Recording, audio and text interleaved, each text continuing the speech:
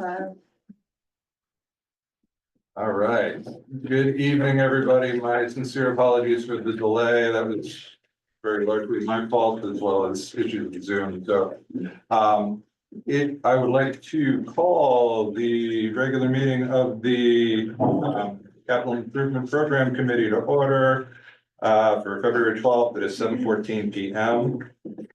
Members present: Peter Bacon, Jeremy Brothers, Stu Cobb, myself, James Marshall, Steph Summers, Jen McCoo, Christina Milos in person, and we have Melissa McKinnon and Peter Tanaka online. Members absent, I believe, is just Donna, correct? 1, 2, 3, 4, yes. All right. A couple of points of order really quick at the start of the meeting. The agenda was sent to the town's clerk office twice on Monday, but for some reason unknown to me, it did not get posted on Monday. So we do not have the required notice for a hybrid meeting. So in the interest of everybody, we can't take formal action, but we can hold the meeting as an informational meeting only. So I'm going to recommend that we go ahead and continue to do that now that we've all gotten through that 15-minute login process. So no formal actions. The only other thing is Christina makes a difference now, but congratulations on being sworn in. Oh, So yeah. we have a full committee all sworn in now. Yeah. So I know you'll have to wait till next week to feel the joy of voting for minutes again. Yeah. So with that said, next up is present to speak. If you are in the room, you're welcome to raise your hand. If you're online, please raise your hand, and I'd ask everybody to identify themselves for the record. Anybody in the room? That isn't. I'm looking forward to speaking there. No hands. Anybody online? Please raise your hand or come off mute. All right. Seeing none, we will move on. There'll be another chance at the end of the meeting. We will table approval of minutes, like I mentioned, to the next meeting. So if you have your printouts. And moving on to item 4. We're through these today to avoid the snow people. Chair status report. 2 very quick things. Peter, you mentioned last meeting about getting something on the calendar before the Board of Selectmen. I think your next meeting is on the 3rd to discuss the CIP. I can coordinate that with you in the background, but I just wanted to let everybody know we were trying to do it. I think it's a good idea before you guys present the Board of Finance on the 6th. You muted, Pete, but does that thumbs up will do? I see you talking, Pete, but you muted.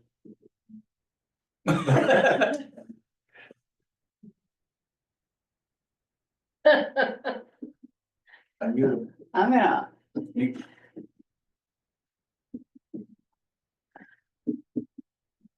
can't just He coded his name on the radio chat. Sorry about that. I'm on a new device and it doesn't have the same controls. Can you hear me? Yeah, we got you, Pete. Yes. Yeah, the next meeting is scheduled for the 17th, but that one may not happen. So after that, it would be the 3rd. That's correct. All right. So I'll coordinate with you. I think before you guys see the Board of Finance, it makes sense to at least present where we're at. Yes. All right, so I'll reach out to you and Shannon and just make sure we get on, if not the 17th, probably the 3rd, because we won't have seen a full plan by the 17th. Correct. All right, excellent. And then the only other item I had, because we've had a lot of meetings, but in listening and catching up on the Economic Development Commission meetings recently, was a lot of discussion about their long-term planning.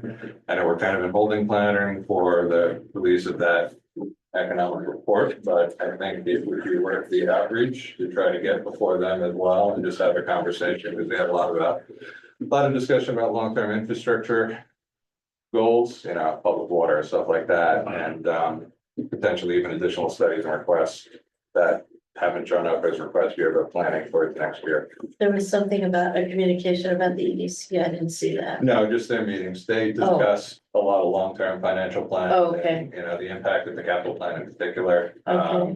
to their development strategy. So, I'll plan to reach out to them, to, Matt Clark, the chair of that committee, To, just see how he feels about opening that discussion as a part of the communications and outreach that we're trying to do as well. so for how they would fit into the CIP plan? Or how- Or propose to it, or, How, yes, the two can kind of start to coincide together. So, okay. If we're gonna engage in some kind of back and forth with them, is there, are you seeing that as they come to this meeting, or what are you saying? I'll talk to Matt Clark and Okay, see what he recommends or what he thinks might be worthwhile. It may be that it's too early and advance the formal reach to the report, but I think we should at least. They're the one committee we haven't really spoken to yet, so, or okay. converse with. Yeah, so we would hear what they have to say at some point, And when vice if they versa. come in. All right, so moving right along, new business, capital request reviews. You guys have a very extensive packet in front of you, which printed everything we got. We'll take them in order. I don't believe they're in order, in here, and I actually have duplicates of a couple in my packet, so. We'll take them in order as they were on the agenda. First up would be land use department. Which is. Missing in my packet, hold on. I think in mine, it's the very. Mine was first It's a About 25 two. Yeah, Yeah. 25 down Alright. to EFCD result. 4 grand, Oh, there it is. yeah, Right, sorry. It's like conservation development. it's a duplicate, yeah. Yeah, so this is next year's request for a 2028 plan of conservation and development. I don't. See land, I don't see Mike Amato online, so.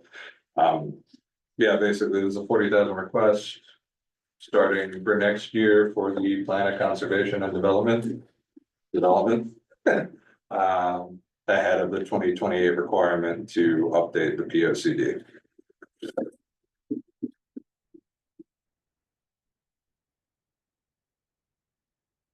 I don't have any comments on this one personally. Does anybody else?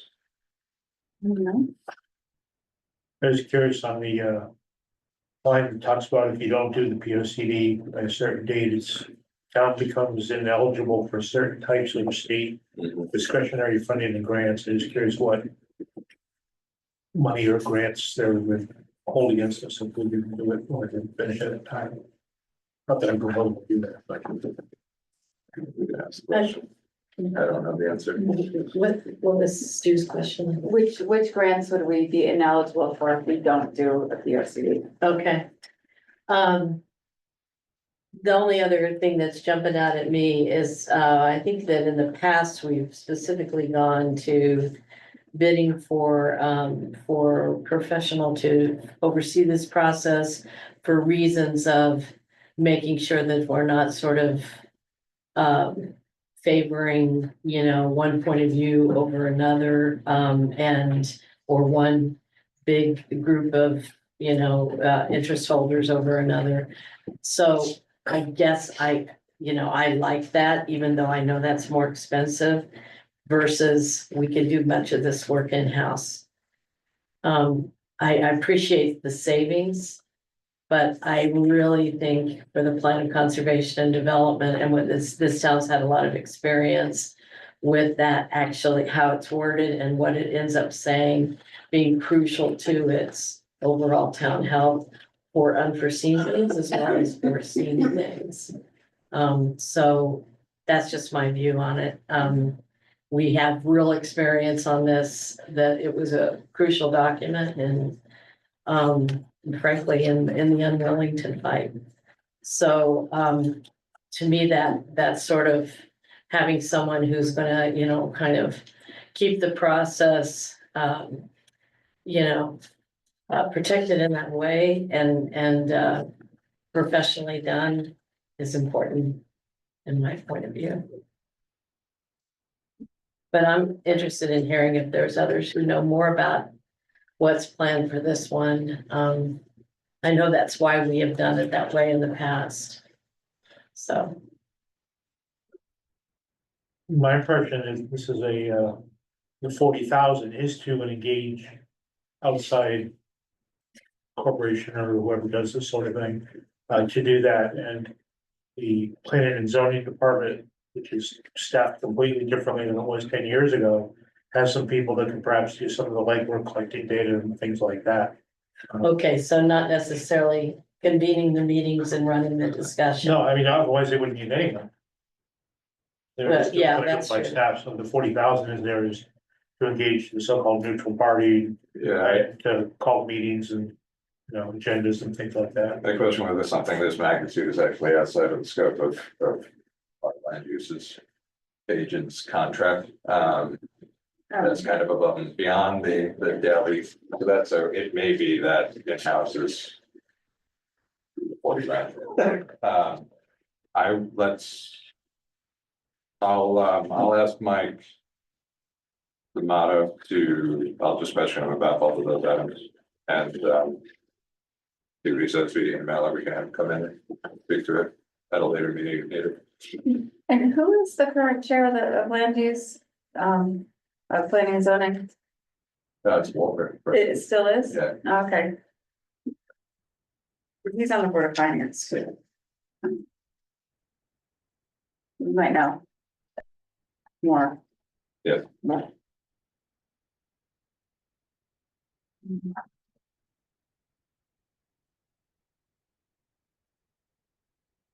anybody else? All right, no further comments, we'll move on. Next up, assessors. We got one request for 87,000 CIP 2251. It is for the reval. They're looking for that in one lump sum 1 year, or are they gonna spread it out? We did one. They have it spread out. There's the breakout sign, the next page. I guess Karen.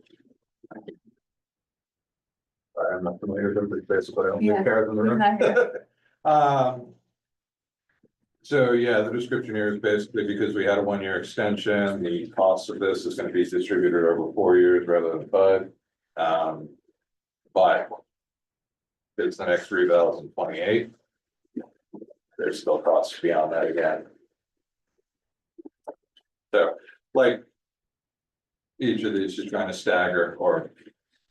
Instead of it being a lump sum, distributed over a number of years, like I think we captured the last one, even if it wasn't in. I think it was 2 big chunks, right? For this current reval. I think it was. Or it was every year? Yeah, yeah. Yeah.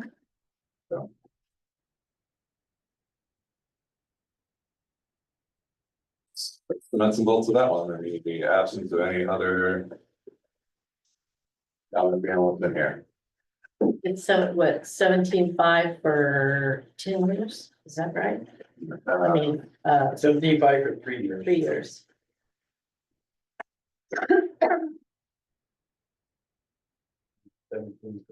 Okay, then, yeah. It's that would be towards the next reval after that. Okay. 33. So. Yep.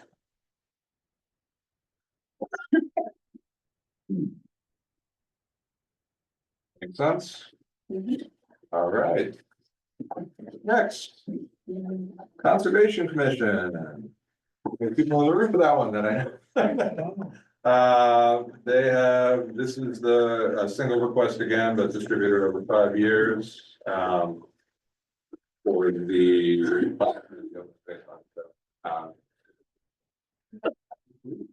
Share some information. My name is Kathy Burns. I'm the chairperson of the Conservation Commission. This is Bob Chabot, another of our members who's been on our team for a long time.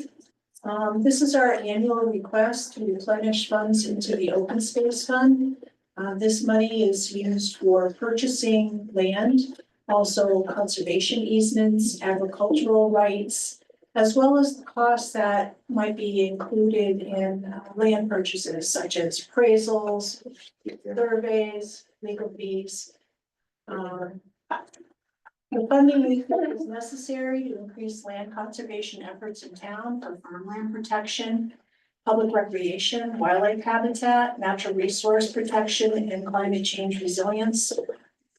For example, intact forests can also protect surface and groundwater quality and reduce the risk of flooding. Our current plan of conservation and development advocates that Wellington strive to preserve 20% of the town's total land area. Currently, approximately 12% of land in town is permanently protected as open space. Last year, we requested $30,000 per year for 5 years. In our December meeting, we decided to increase that request to $40,000 per year for 5 years because the town will be currently purchasing the Pettix property. Probably this month we'll be closing, which will use up to $42,000 out of the open space fund. We are also concerned that funding must keep pace with the increased cost of land as well as the associated costs for services. Happy to answer questions if anybody has some. Yeah. Does the, does the Pettix property, what's the percentage of land in town? It's 7 acres, so it's pretty negligible. Currently, there's about 2,600 acres in town that are preserved, and that's out of 21,500 acres in town overall, so it's about 12%.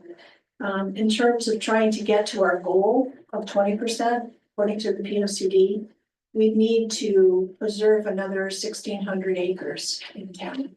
Doesn't mean that the town has to purchase all that.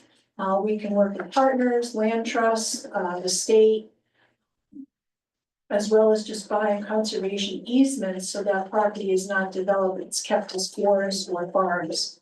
So there's many ways to conserve property. And I just may ask, how much is in the fund at this point? The last time I spoke to Donna, there was $119,000 in the open space fund, but we're going to be diminishing that by about 42,000, so there'll be about 80,000 left. Okay, thank you. What success have you had getting private or state type grants to help pay for these things? We've had 3 properties, all of them on Mason Road. They're all contiguous with the University of Connecticut's moss wars. In the past 8 years, we've done 3 grants with the state. We've gotten over $500,000 for the town by going for grant funding. Usually they match 50 to 60% of what the cost of the land is. They do not pay for costs of appraisal, surveys, or the legal fees, just for the land. Are there any grants available for this Pettix property? It didn't connect with what they were doing because it was gonna cost more for us to actually go for the grant because they were gonna require a certain level of A2 survey, a certain appraisal level that are very expensive. So we opted not to do that for this particular property. And we were able to work with the landowner to get the property for $27,500 for 7 acres, which is pretty reasonable considering that acreage right now is about $7,000 to $8,000 an acre. So they sold it to us at a bargain price. Now, the difference between the purchase price and the 42,000, was that legal and surveying type fees? Yes. And also the cost of remediation, because we have to take a house, an old camp that's on the property out. And we work with Public Works to decide how much that was gonna cost to take that and dispose of it, because it's something that has to be disposed of properly. That's the additional cost. Thank you. Yeah, I'll just say, having listened to the presentations about the Pettix property, I appreciate the thoroughness and the due diligence that went into all of that. procurement of that property. And I also personally think that this, planning in advance so that there's the ability to act, on a need, unexpected or otherwise, is a prudent strategy. Personally. So, thank you. Yeah, things often come up quickly, somebody has to sell property, somebody's passed away. If we're at least in a position to start negotiating, doing the appraisal, looking, at some options with the landowners. That helps, we have some money available to start that process. Things happen. Do you have any properties down the pipeline that you're considering of any note or We do. significance or cost? Hard to say at the moment, still kind of working with the landowners, but it's also not only a property that's forested, but it has historical significance to the town. And it's contiguous with other open space. How long have you guys been at 30? I know there've been years where that even fell out of the plan, but. Well, for many years, when we come to ask for funding, we were told basically, if you find a property, come to us and we'll try to find the money. It's more recently that the CIP has been willing to put some money aside each year. Last year, we asked for 30, we got 25,000 put in. So, but the reason we're increasing the request is because we know we're gonna be spending 40,000 this year. And lawyers cost more per hour. No, we do really appreciate the experience and the attention to detail that goes into the work that your group does. We think there's a really strong effort on the Conservation Commission, and that's really important to us.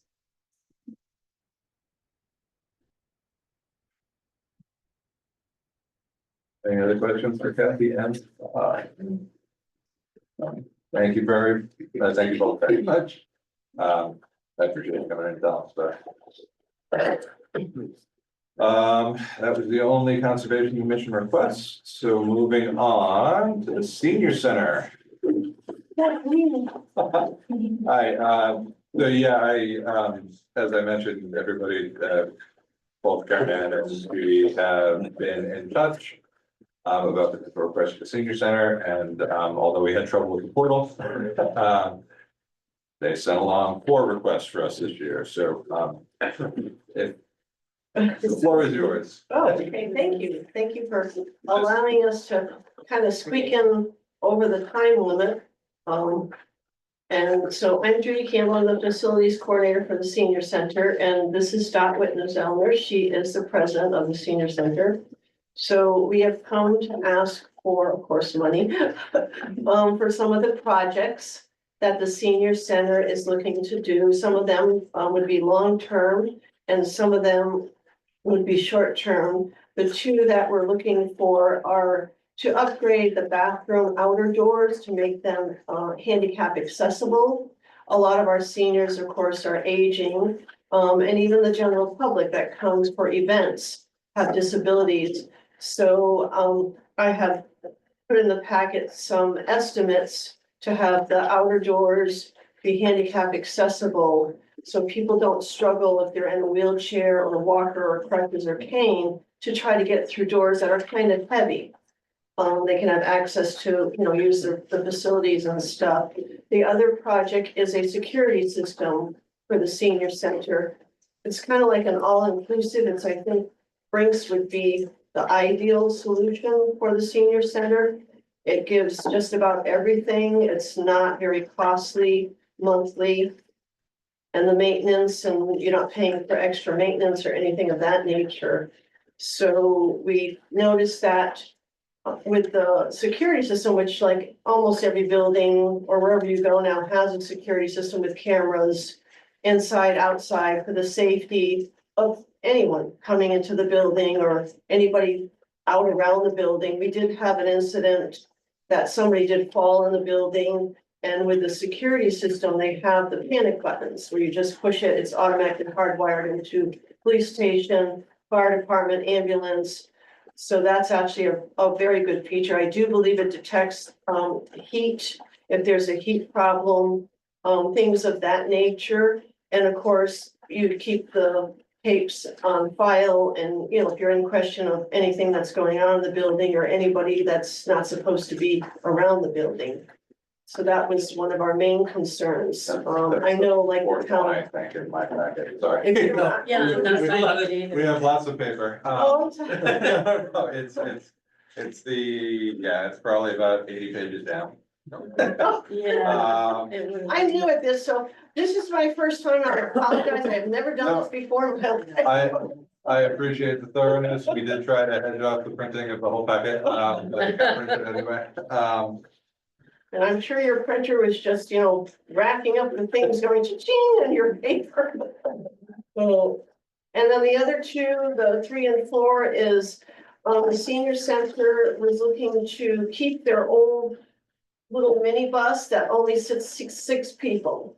So if you have a group of say 8, 10, anything over 6, who do you tell that you can't go? Or you can say, hey, you want to drive yourself? Well, some seniors are not comfortable driving if it's a longer, and then other times somebody says, okay, I'll do a carpool or a van pool or whatever. That might not come through either. So we were looking to upgrade the minibus, keeping the minibus for the wheelchair accessory and the 6 seats, but upgrading to a little bit larger bus that I think gives 15 more seats. So if we wanted to have a larger group, both vehicles can be used if somebody has a disability. So that was the upgrade on the bus. I think there's pricing in there from 40 to 55. And long term, if the minibus finally says, oops, I'm gonna crap out on you, we can have a wheelchair installed into the new bus for a little upgrade charge. So that was another wish list that the seniors wanted to present. And the last one, which is a very beneficial because I know there's other senior centers that have put in generators and modified certain areas of the center that have a shower for a shelter.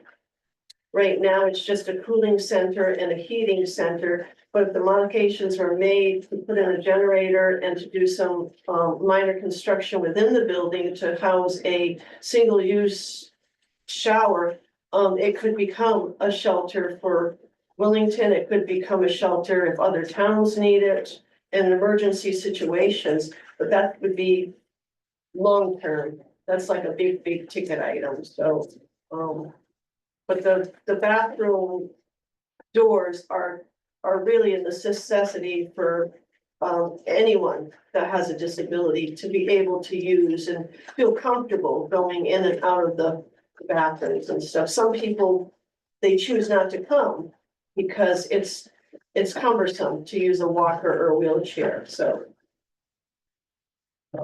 Thank you, Judy. Oh, and I also have, I know you're looking for, I think, 3 quotes. Unfortunately, Willimantic Locksmith did not send me a quote. I've called them, but I also have another electrician quote and another locksmith quote if you need to compare, if you want that.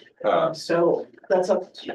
Yeah, I mean, we'll take whatever information you Okay. have and you're willing to share, and I can distribute it. I know Manchester lock is also coming back next week because we have a door lock the door that goes out to the deck.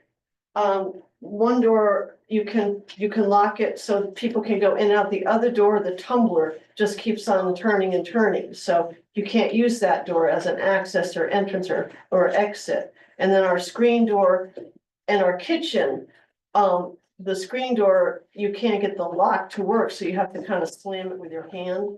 So he's coming to fix that, but he also gave a quote for Those the, issues aren't specific to the. no, but he's the same person that gave the quote for the bathroom doors, so, and electrician too, so.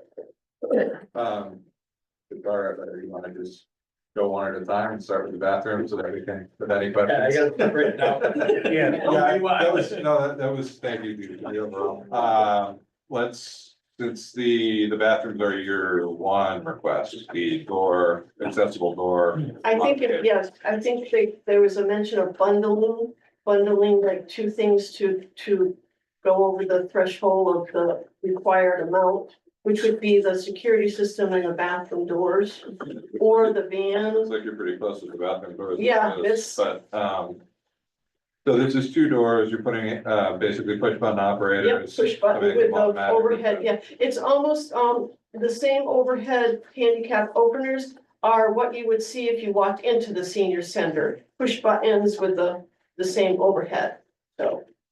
Are these single use? I've never been in No. a senior center, my apologies, these are multiple bathrooms. Yeah, yeah. And the security system, like I say, would be the best, would be to me, and what Ed Vigata had researched, would be the Brinks, because it's almost like all inclusive. As far as maintenance and what it has, the package, sorry. Alright, so let's hear a quote for the actual installation of the door operators and a separate electrical code for another.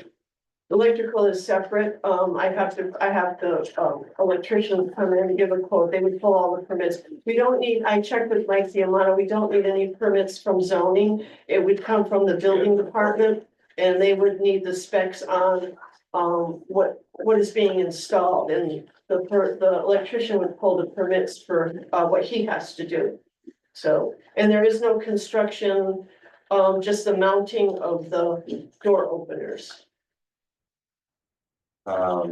Just as of this second is in line with the first. With the quote you I guys would had. say that one's in line with the standard, Yeah. that I It's not- not really priced out like we do. Yeah, it's a pair of door operators, The doors. is- The operators? it's hardware. And then they go on to get them to operate the way they're supposed to. If you convert the bathrooms to the single-use gender neutral, will those doors have to be removed or replaced? If you, yes, well, if whatever bathroom you're using as a single use, I don't know what you would do with the other one, you could keep it or not keep it.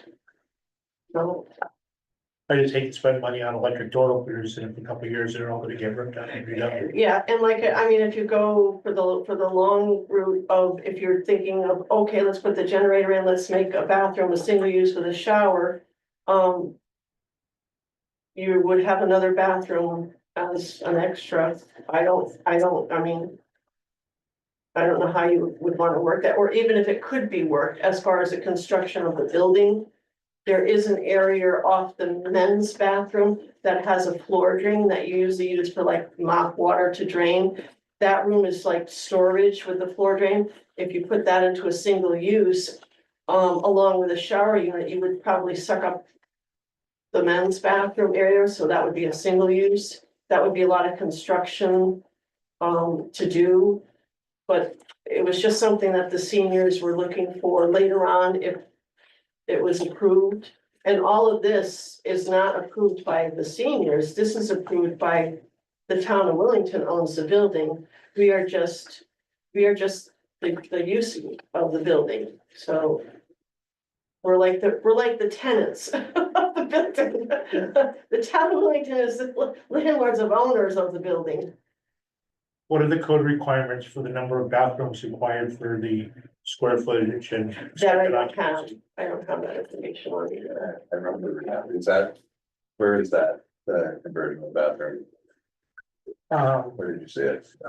This one here, no, that's the door one, this one here. Oh, that was just, like I say, that was just information of, another town that had put in a generator to make it a No, this isn't the shelter. generator, this is the single use bathroom. Oh, okay, yes, that was along with the generator, I think, is they made a single use bathroom. And then had, so it would become a shelter. Yeah, watch the code requirements, the different sized buildings need different numbers of bathroom fixtures. So converting one to a single use and not using the other one, but you want to wait. Oh, okay. You may have to have. Yes. Yeah, outside. Required.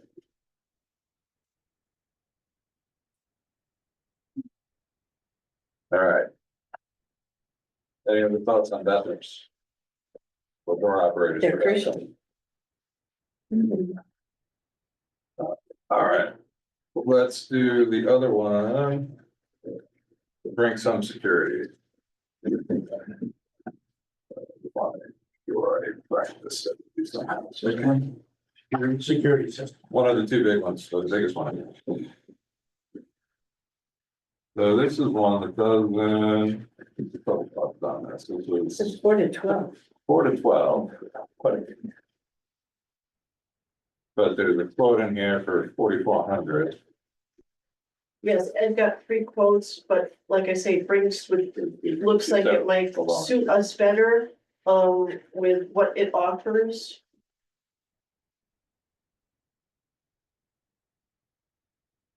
Which one might suit better? Brinks, Brinks, the first one. And Ed apologizes, he was in another meeting tonight, so I'm him. You don't have any system in there now. No, well, we do have, smoke detectors and, we have like the suppression system, but there's nothing else. There's Life safety. no, it's, there's no camera system, there's no panic, there's nothing of that whatsoever, so. How do you guys handle emergencies? So, that when the person fell, they just had to call 911 and wait. So, but if somebody's not around, if there's only, like I say, if somebody happens to have a medical emergency, a panic button is always a good thing, so, It is when you're alone. yes. I say, speaking from the fire department side, it's better to call 911. You press that panic alarm, it goes to the alarm company. The Yeah, alarm company has to go to dispatch center to call them, and then say, hey, the panic alarm went off, and when you ask why, they generally say, I don't know. You call 911, the dispatchers get that information directly from the caller, and basically activate everything faster. And you might want to talk to the fire marshal regarding the fire. yeah, I think Ed was gonna reach out to the fire marshal and all of what he had to do on his end. Cause I don't even know if there's any permits that would have to be applied for putting in a system of this caliber.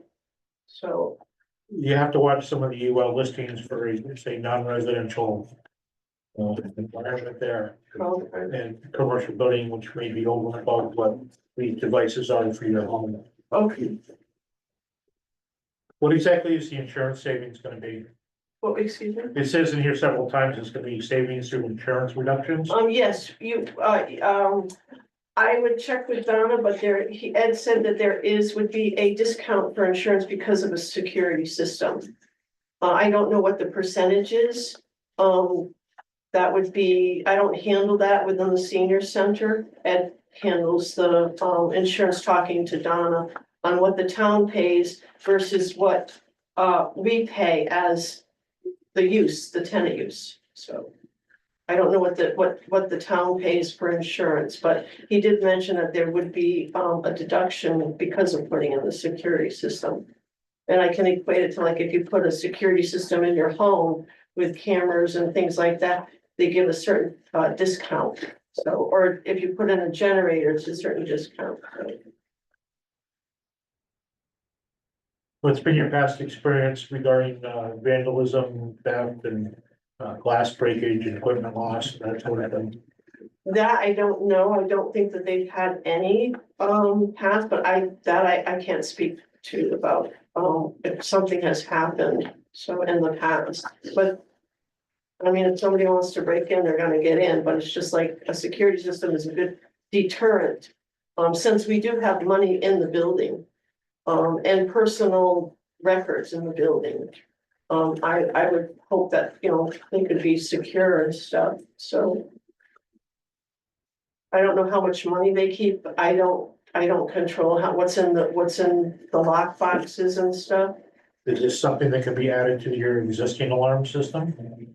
I think Ed was headed that way, but I think the cost would be like extra, like a lot. So this would be its own system coming in to complement what's there. He said if you need to reach out to him, his information is on it, so. I think there is a good point too, related to, not sure whether this is really commercial. If I was putting my house, I'd be happy with it. The price isn't bad, but I'm not sure it's appropriate for that facility based on some of the codes and being a commercial building. Okay, The existing smoke detectors and CO detectors, do they bring out when something happens? Yes, we've got there, there's no sprinklers in the building, the last I knew, but the fire alarm does work. We have responded there. He just said fire suppression system, everybody. There's a suppression system for the stove only. Oh, They- gotcha. they're like Like the seal, Yeah, enhanced yeah, seal system. kind of thing. So not sprinkler, but Not sprinkled, but in the kitchen area, Right. which makes sense.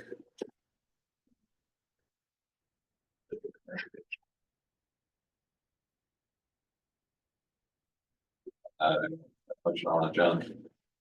How his functions related to town and accomplish Yeah. budgeting and where something.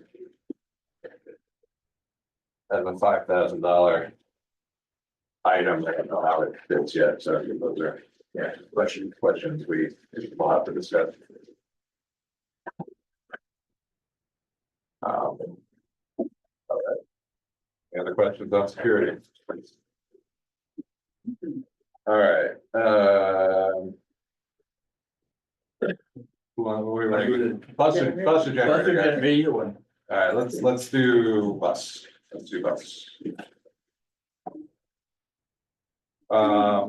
So question I have for you on this one. So this one is 40,000 used, 60,000 new. There's a couple of quotes in here, 15-person van. When you guys do guiding, do you have operational? Thank you, guys. Do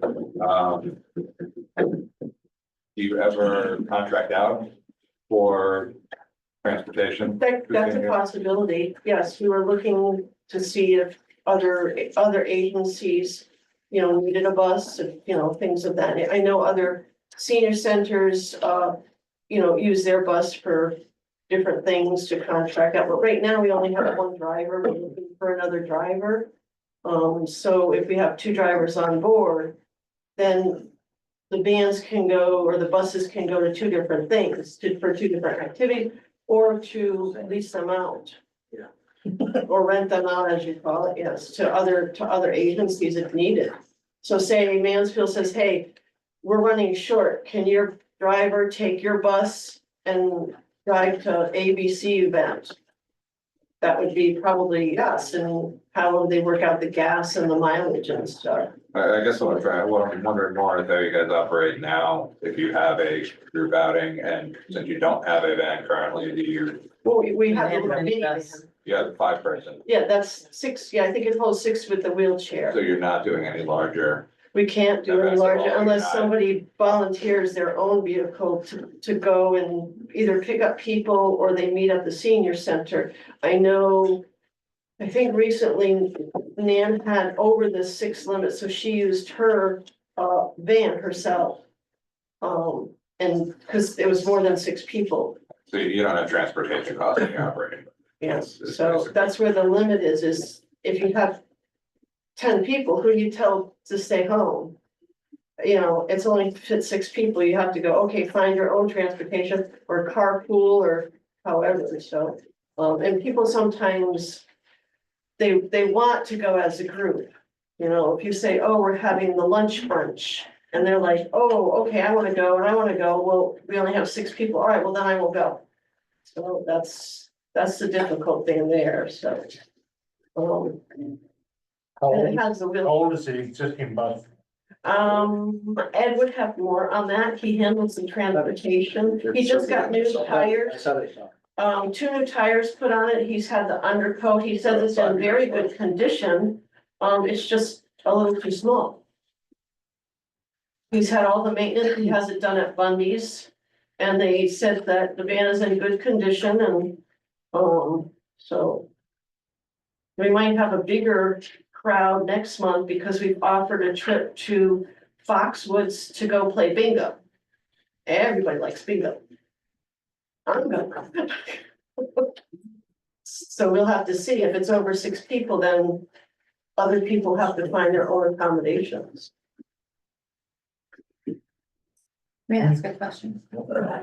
Even a new, I know new buses are expensive, the 15-seater that Ed was looking at, or even a new used bus to go along with the little mini bus so there's, more seating capacity would be, something that the senior center would benefit.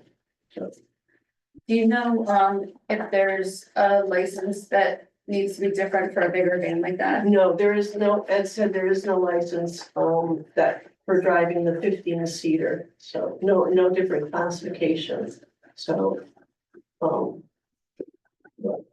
But you have a specific person who drives? Yes, we have one person that drives, but we're looking for another driver, in case she's not available, and then if she's not available, there's really nobody that I know of, that can drive. I think Ed can drive, but I don't think he's available all the time. So we're down to just one if she's available, and that means if she's not, then we don't go, so, or you find your own way.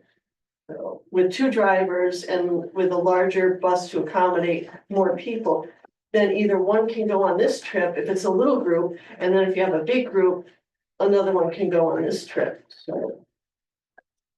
Or we can rent them for other agencies that would need an extra bus, like for a bus trip or something, or we kind of co-join with other senior centers to say, hey, I have 5 people here, I got 10 people here, I got a bus that holds 15, all right, let's co-join.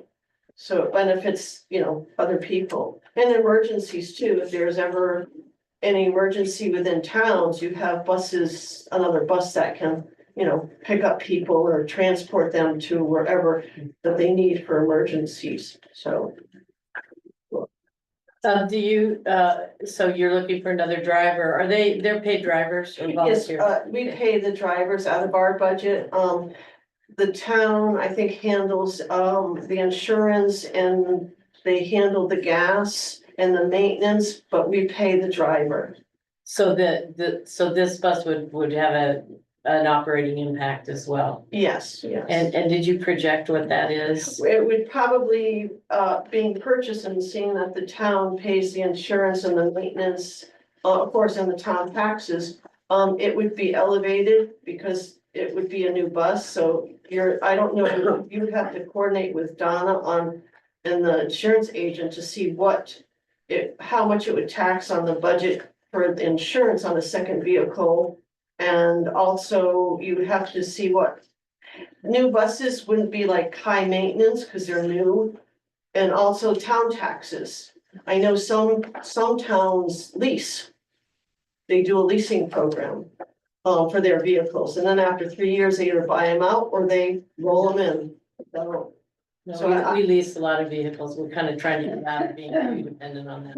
It masks the overall spending you do after a while. It's hard to Right. trace. I know that the little minibus probably has, a fair amount of years left. But then again, it's gonna sooner or later, what do they call it, nickel and dime you? And then you have to think, okay, now what are we gonna do? We're gonna keep on putting money and then get another one. But if we had another one, we just could say, okay, this is almost out of thing. Let's either sell it or let's turn it in or let's turn both in and go forward on that, so. And then I had another question too, because you were talking about the casino. Are there, places that sort of run programs? Do they have any services that you can book or take advantage of for transportation? That would be a question for our program director, Nan. I can't speak to that. She handles, all of the programming and sets up all the trips. But I know that there was just a trip. When was it? Couple days, was this Wednesday? So it was last week, they went to Mohegan's. And they used the minibus. And then next month, it's to Foxwoods, and we're getting a lot of feedback to say, when is it we wanna go? So I think we're gonna have to try to find somebody to either drive extra people, or they have to just drive themselves, or they just don't go, so. Have the seniors piggybacked on some of the parks and rec travel in the past? We haven't done as much lately, but because of the pandemic, I guess, but we used to do a lot of outings that were townwide offerings for I would going probably to say Sturbridge, yes, wherever. yeah, Summer probably yes farm. before COVID and stuff. They probably did, but that would be another question for the program director, Nan. She's very good at scheduling all of the programs and all of the activities and stuff, but she had input as far as the size of the bus and people's feedback to say, you know, if we wanna go as a group, we don't have a big enough bus, so. Thanks. You'd spoken cooperating with some other local agencies, be it Ashford or Mansfield. Ashford, Have you done that yet? We reached out to Ashford, and Ashford is like us, we're small, and Ashford is also struggling. To get people to attend things and to go places. So we're trying to coordinate with Ashford, Tallinn. I think she reached out to Tallinn, I think there was one other senior center to see if we could all co-join on certain events to go places and stuff. I don't know if she's gotten the feedback from that yet. Is that an effort to get more people to go or to It's- provide transportation Well, for more both. Wellington people? Both, because if Ashford struggles to get people to go and they don't have enough, I have 3, how many do you have? I have 5, so can we use, like do a central pickup? And then say, okay, we'll pick you up at this place. And so we're trying to work, some towns say yes, some towns are kind of, we'll do our own thing. So it's a 601 and half a dozen of the other, to try to see if you can coordinate enough people from 2 or 3 different towns to say, hey, you wanna co-join and we use our bigger bus, or you have a bigger bus, or you can get the big charter buses. And that sometimes is a wonderful thing, but sometimes you can't get them, so. How many events do you do per month or a year? Right now in the winter time, it slacks off. We do have at least 1 or 2 during the winter months, but then again, it depends on weather. If we have to cancel, but during the good months, she could plan either 2 to 3. It depends on where people want to go and stuff and what they want to do. So I know a highlight right now, they're looking at Target and shopping, and then lunch, and then Ocean State Job Lot. Has been some interest in going to, the theater in Manchester, Little Theater in Manchester, so you see a play, like that would be like, a matinee, having lunch either before or after. So that was a lot of interest, but it's a group, you can do 6 or less, so. The big thing is the 6 number, trying to fit more than 6 in a minibus. So, but it does have the lift for the handicap, which you have to have that, so, for people that are disabled, so.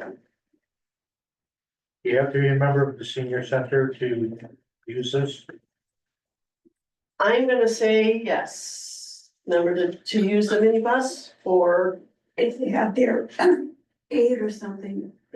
if they have an aid, then it would be, The senior center has a membership type of thing, right? yes. So if you weren't a member of the senior center, could somebody from, say, senior housing hear about the trip and go on it? I don't see why not, if it's a trip, I'm gonna say I don't see why not, but I haven't gotten the regulation on it.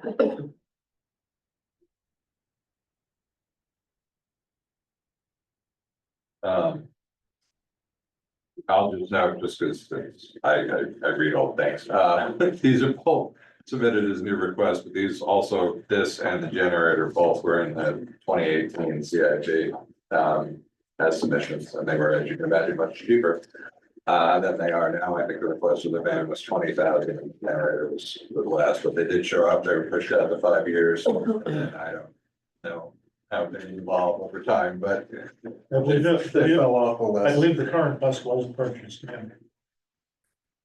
Okay, maybe that was, I don't know what year, this doesn't say what year. the Yeah, current it bus doesn't is. say what years the bus. Yeah, it's just, it's got 5 years of service life left, so maybe it's that one. But They'll put it on 10-year cycle. you're Right. Yeah,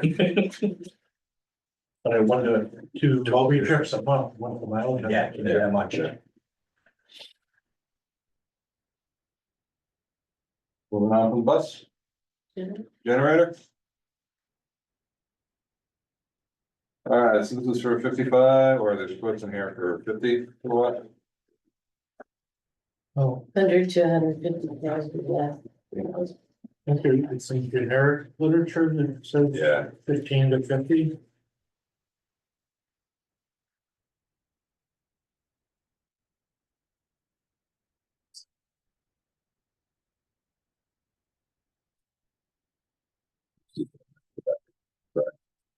I knew it was associated. Oh, with- yeah, that is page, yeah, page 160 for generic, page 2 says.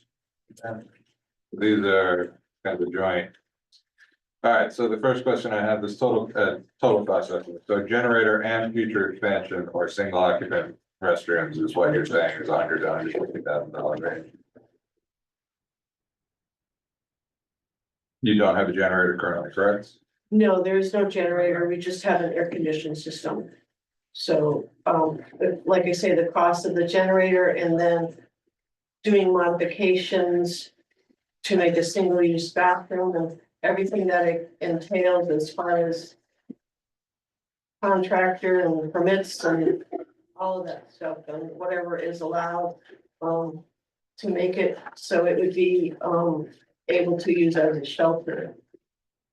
I know that I do believe the schools are shelters, Right. Hall school. Hall School and Center School. Not shelter. No, just No, hall. No, they're just shelter hall. centers, not just hall. Yeah, we actually, the town has one centralized shelter, so that we don't have like multiple things going on in multiple places. It's like by design that way, Oh, but, and also if it's too big of a issue, then we're gonna share with other towns, and I think it's it's. They probably signed up.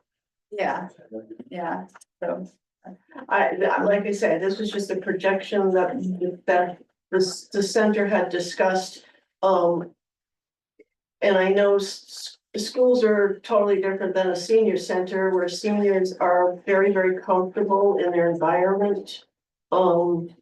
It's like home.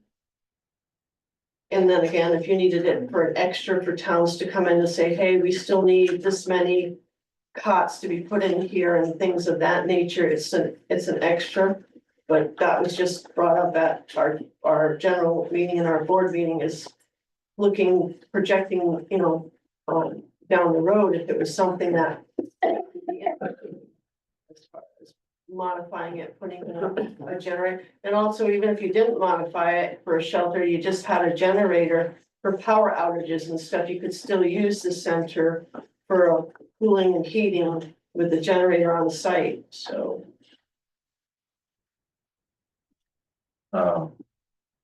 Get that kitchen in there, this refrigeration equipment. Oh, yes, we have refrigeration equipment in there, yes, for in our kitchens, Yeah, is it? yeah. Got it. So if you had, like I say, right now, we just had a breakfast, so our refrigerators were loaded. And our freezers were loaded, so if the power went out, We're not talking walk-in. like- no, not walk-ins, no, just regular household. So if the power went out, we would have nothing to hold the food. It would, we'd have to throw it within a certain time, so. We have a stove, it's gas on the top, electric on the bottom, a dishwasher. We have a warmer. And we have one freezer and one refrigerator, and then we have another small freezer. Any medical supplies or anything related? No medical supply, other than the regular first aid kits and stuff, but nothing. And that's another, if people are there with that need, any plug-in medical supplies or anything of that nature, there's no power, then they can't be there, so. So these are both long-term planning. Yeah, that's it. What your request is, this one come in? What you have what I have. So. I don't think it specifies, if I remember correctly, No. just that it's a 5-year projected. I didn't know how far you projected, so I put, like I say, I'm all new at this. So, We'll be more prepared next year. a capital development. It's not year plan, one, but not- actually. Correct, but not fully fleshed out, because it's still part of it's a long-term planning process. If I can make a couple suggestions, one would be, split this project in two. Oh, You know, with the true cost of the bathroom rental versus the generator, the kind of apples and oranges and aren't necessarily related to one another. And having gone through this a few times before, you need to appropriately size the generator. And is it 15 or is it 50 or anywhere in between? And the electrician can do that very quickly and very, well, inexpensively to determine what size generator you need for that facility. That will determine what your base costs are gonna be in that. And watch out for some of the paperwork, because there's some generic stuff that came from somewhere else, I think, talks about maintenance being $150 per year. The whole school generator averages about 1,500 to 2,000 a year. okay. So in terms of trying to calculate your impact, according here, $6.50 an hour, $6.50 an hour to run. That will determine on what size generator you have. I suspect that number is low as well. Mhm. In the road, actually, maybe. Yeah. And Stu, isn't it true? Don't we have a generator just to keep the fridge going at the center school? Or, It's for the water system, For the I water believe, to. system. keep yeah, the you have I just know there's a couple of It's one of- smaller generators here and Yeah, there. they have to in drag town. drag it out and run it outside. Now, another option, which is what Tom did, is they bought a generator on wheels. Sometimes see them parked at the training center on Route Yeah. 195. And the town facilities have basically a big electrical plug on the outside. And determine what the priority is, they can bring that generator on wheels. So in theory, you could have this building pre-wired as well as the senior center, depending if you're trying to keep operations going here, you can plug it in and not buy 2 generators and have to maintain 2 and things like that. Yeah, So there are some. but that would feed into the overall emergency management plan, right? Yes, I mean, there's certainly times, I bet you wish you had power here when it went out. Right. And trying to relocate services and the scramble we had to do, during one of the big power outages, doing payroll. Mhm. They had to, Bring it all down to Hall School? yeah, Bring it try all to down sit there? up there and get the IT You did it in the department band. and that sort of thing. Yeah, So, kids, we're gonna learn some math today. Yeah, and generators are like insurance, you hate to pay for it, or say, oh, we'll never use it, we'll never use it, until you need to use it. Yeah. And there is something to be said in terms of kind of the seniors being comfortable there. And the hustle and bustle of the school with 10 times as many people running around, there are some advantages to having that up and running. The senior center. But I think you need to be small, I'll come back, Okay. and I'll be happy to Oh, talk to yeah, anybody. I'll take all the help.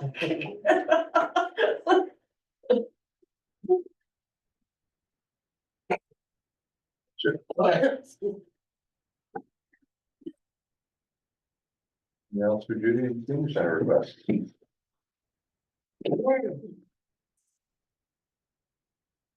Thank you very much, ladies. Oh, thank I you. appreciate it. Thanks for coming and describing for us.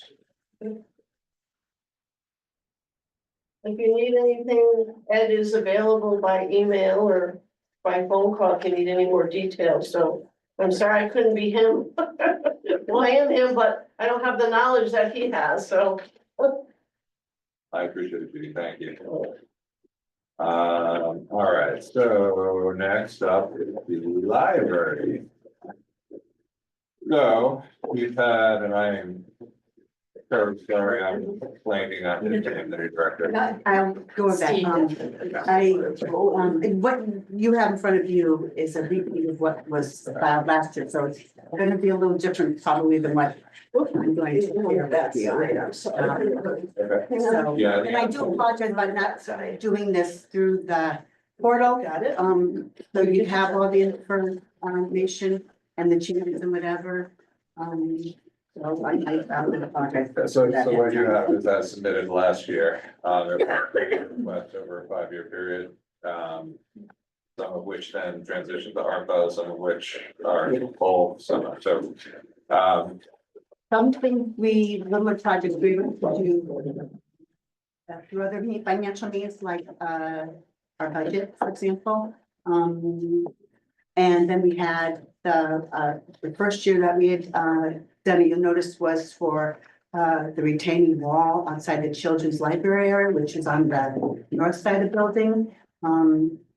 But, in between time, our other two retaining walls had even greater damage to it, which needed to be done. So we went from what would have covered, we'd asked for CIP for one retaining wall, would have become 3, but ARPA, we did get money to take care of all 3 of them, which was really wonderful.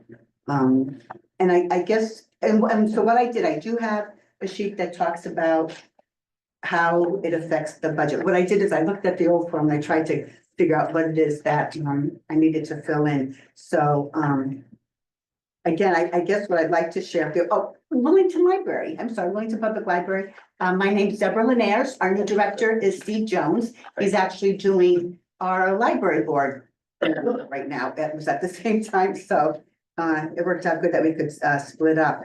I guess I'd like you to know that as of last December, our library turned 19 years old. And that is very young in my eyes, but you may not think that once I tell you of all the issues that it has. We had our first initial CIP walkthrough. It took place on September 28th in 2022, so almost going on 3 years ago. At that time, we had 20 projects that we had shown them or had spoken about. But things have changed in 3 years. Like I say, we went from 1 retaining wall having issues where it was deteriorating to 3. 2 on the south side of the building where the side parking lot is.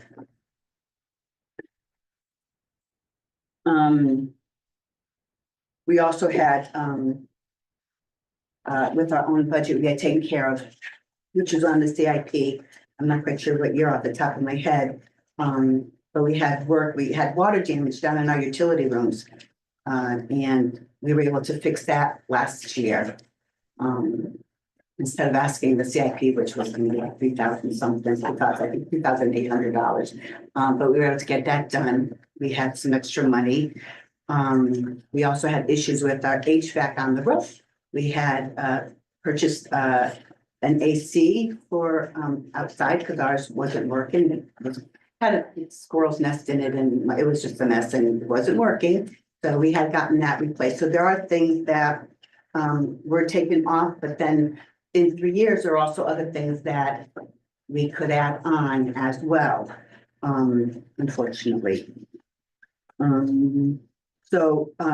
What we were doing, I don't know what year we're on. Are we on 2024, 2025 or 25? 25, 26. Okay. We're on 24, 25 up here. Well, we're Right, in that. Yes, We're we're working, in that. but this, We're what the first we're year of the working plan on is is 25, 25, 26. 26. So, what's an important issue is, for a number of reasons, are gutters.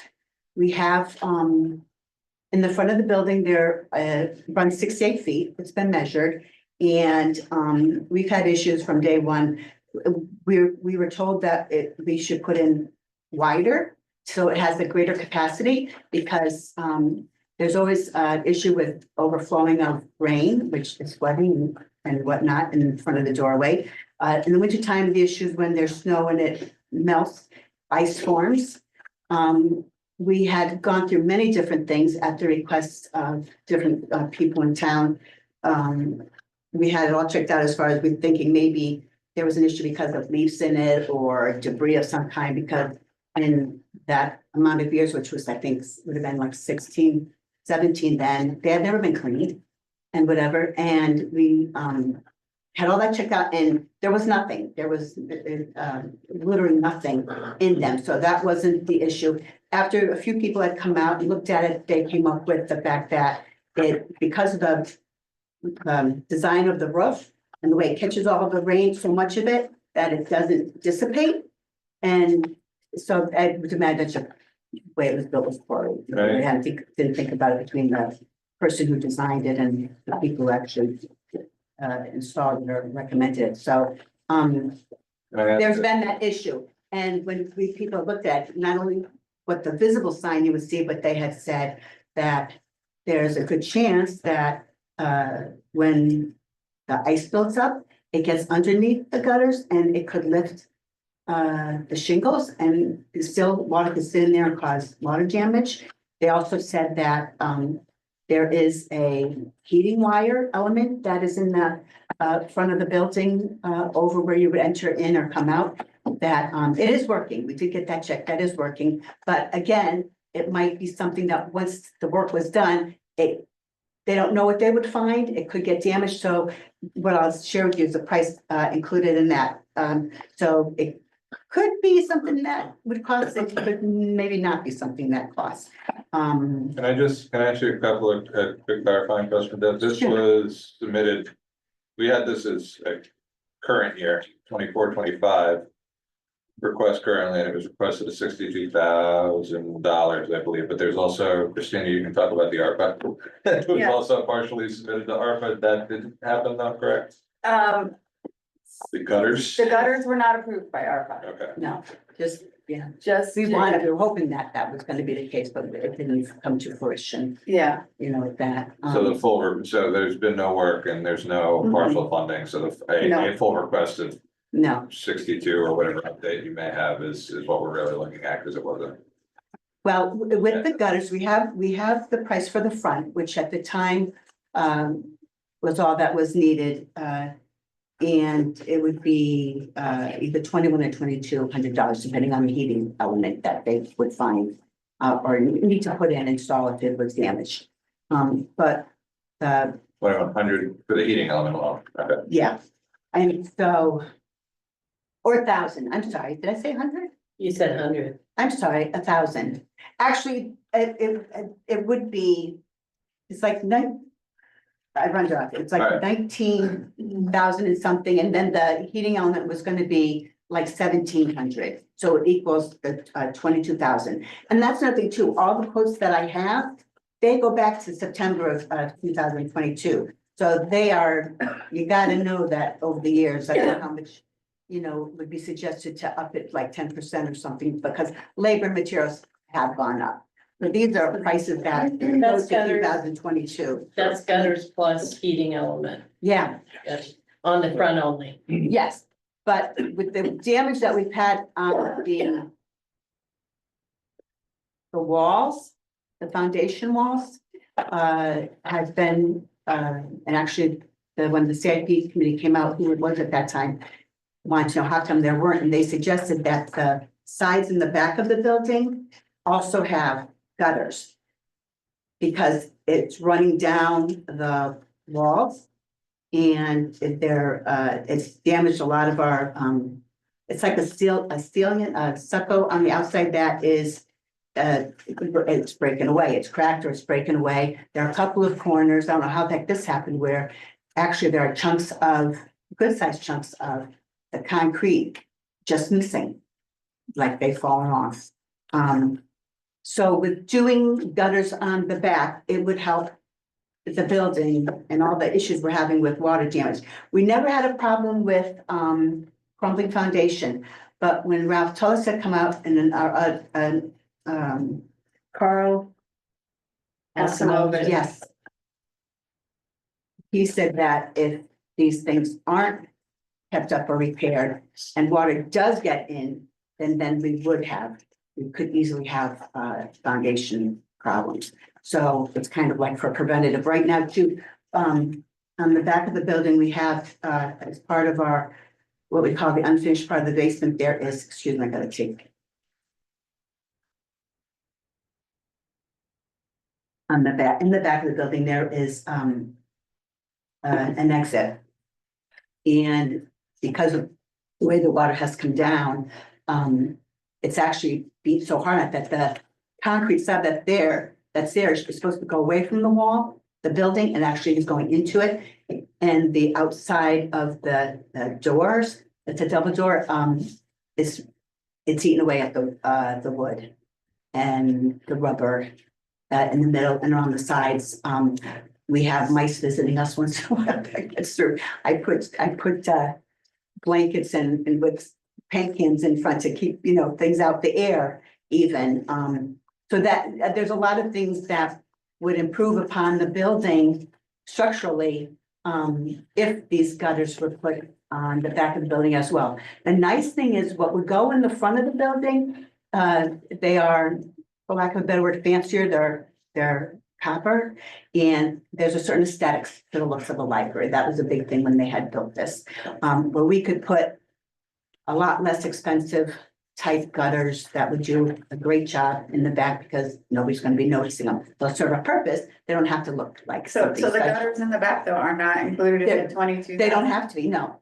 But there's nothing in the back. There's nothing on the side of the buildings or in the back. Do you have a quote for the gutters in the back? No, but what I Okay. know, because what we're doing, Carl has been very busy helping us with things like this, and he's working on RFPs. So unfortunately, he wasn't able to get them to us in time, so we can get them to you in time, but he's working on that. But I will tell you, the front of the building is is 68 feet. The sides of the building and the back of the building, easily, if the 68 feet is gonna cost about, say, $20,000. Easily, there's at least 3 or 4 times that amount of gutters, footage between the back and the sides, maybe even more. Again, he has the prints for the building, so he's working on that. But I just know from knowing the building that that would be the case. So what looks like $22,000 for installing gutters, I think it would meet 80,000 easily. Because I'm thinking it's at least 3 or 4 times the So size of the you're front. working with the town engineer for updated quotes on all of Yes. that, but he hasn't given you any time frame yet? No, Okay. So I guess what I want to try to get at is we have 5 projects on here. Trying to understand what changes there may be, or if they're all still. well, again, originally the year was for the retaining wall. We don't have to worry about that. So now we can just go to what's next important as far as what we think is a priority is the gutters. And that would be Gutters are number one. 22,000 plus. And that would be, again, Well, just for the gutters. 22,000 to 80,000. Yeah, That's 22,000 just for the front. right, Those are copper. right. She's Back- saying, back the back can be, aluminum, it's maybe. gonna can be aluminum or Right. galvanized. We understand. And it's not gonna be Right, 3 but- times the cost, because it's 3 times the But amount. it, but it doesn't sound like you're still ready to do it, like if we put this money in year one, if we say, okay, $80,000 year one, you have to spend it this coming year, and are you ready? well, to that's do what I'm that? saying. When you talk about what year we're in, does that mean we would have? Well, I mean, starting in July, would you be ready to buy it in July and put it in? Yeah, But you don't even know how much it is yet. well, no, So I'm here we saying are. we're gonna, when you say about when the RFPs are gonna be ready, I know that shouldn't be more than a week or 2.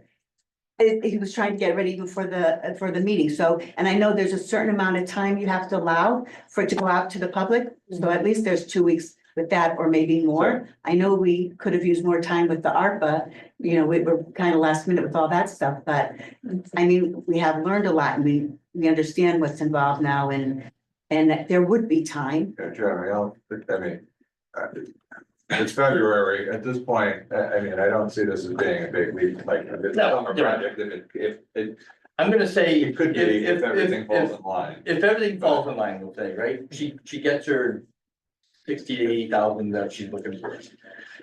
It happens in July, I don't see a problem with it going in by September, October. October, end of October, by the way.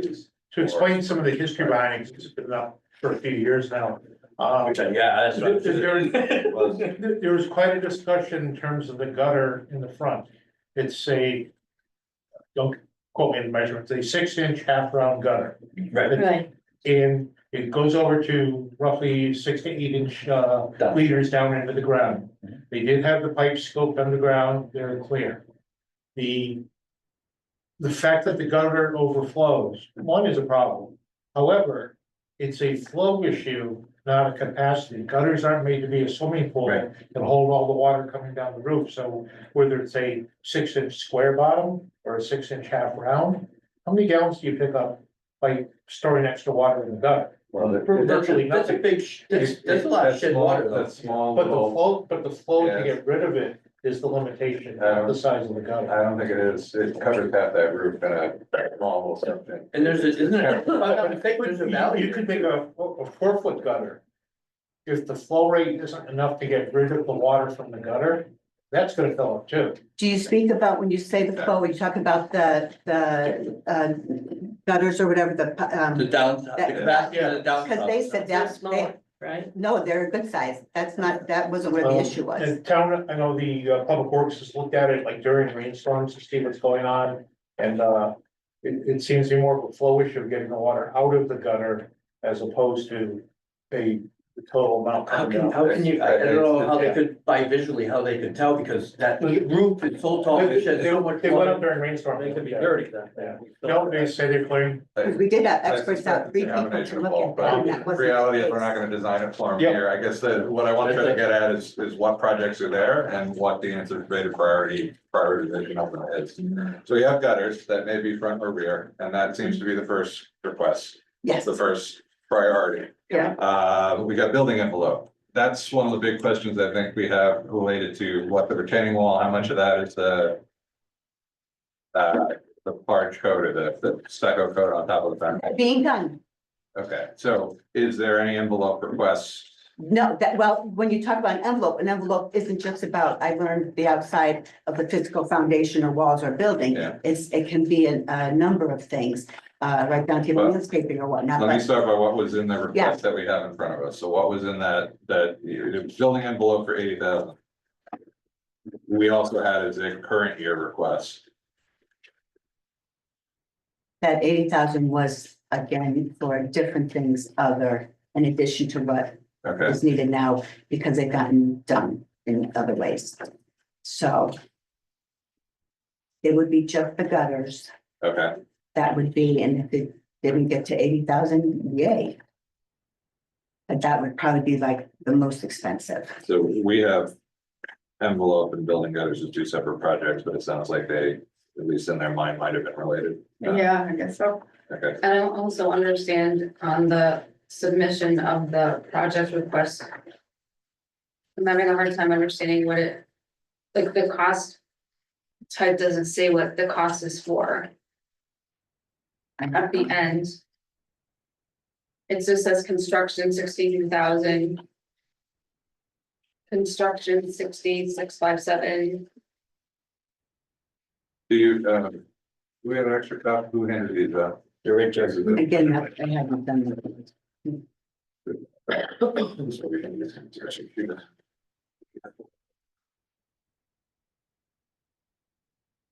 Sorry about it.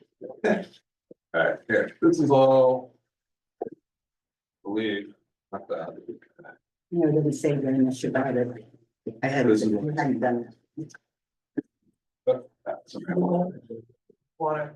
Oh, I've seen it. It's not, doesn't have enough information on it at all. I know more than what that says. I know, but I just, you need to see what we're looking at and what we're trying to compare. But yeah. If that's it. But yeah, the numbers that you're right, Jen, the numbers don't match. Carried in our plan. Yeah, design. So. What I think we're gonna need to ask is following this meeting, if you could outline specifically what requests are current and for what year. If anything is changing, because they are, because we're gonna Yes. a couple of years later. Yes. Did you have interior paint? The We tier have- 5 projects. You have exterior paint and windows. The year before that, you have flooring in the community room, the year before that, for the other 3 projects. What I would want to share with you, again, as far as priority and importance, is the following year, the next, after this year. Okay. The next year would be, consist of 4 projects. It would be prepping and painting all the wood trim and metal doors. And that would be, that's nothing new. Next year. And wash all the windows in and out, and in this order. And then install UV protection on the south side of the building's windows and in the front of the building, their windows. Also, there are what they call shakers and siding on the south side that have gotten a lot of wear and tear because of the sun, and damage they would need to get refinished. So there'd be 4 projects. And they would be those, and we'd all do with the outside exterior of the building, Outside what, exterior. The outside would be the exterior of the building. painting it? Yeah, it would be prepping and painting, anything that would be wood. The windows, the trim, any metal doors, literally the whole outside of the building, everything. And the order of magnitude on that is, we have it as a $65,000 project currently. That's, I have to do all 4 of the things would be $55,457.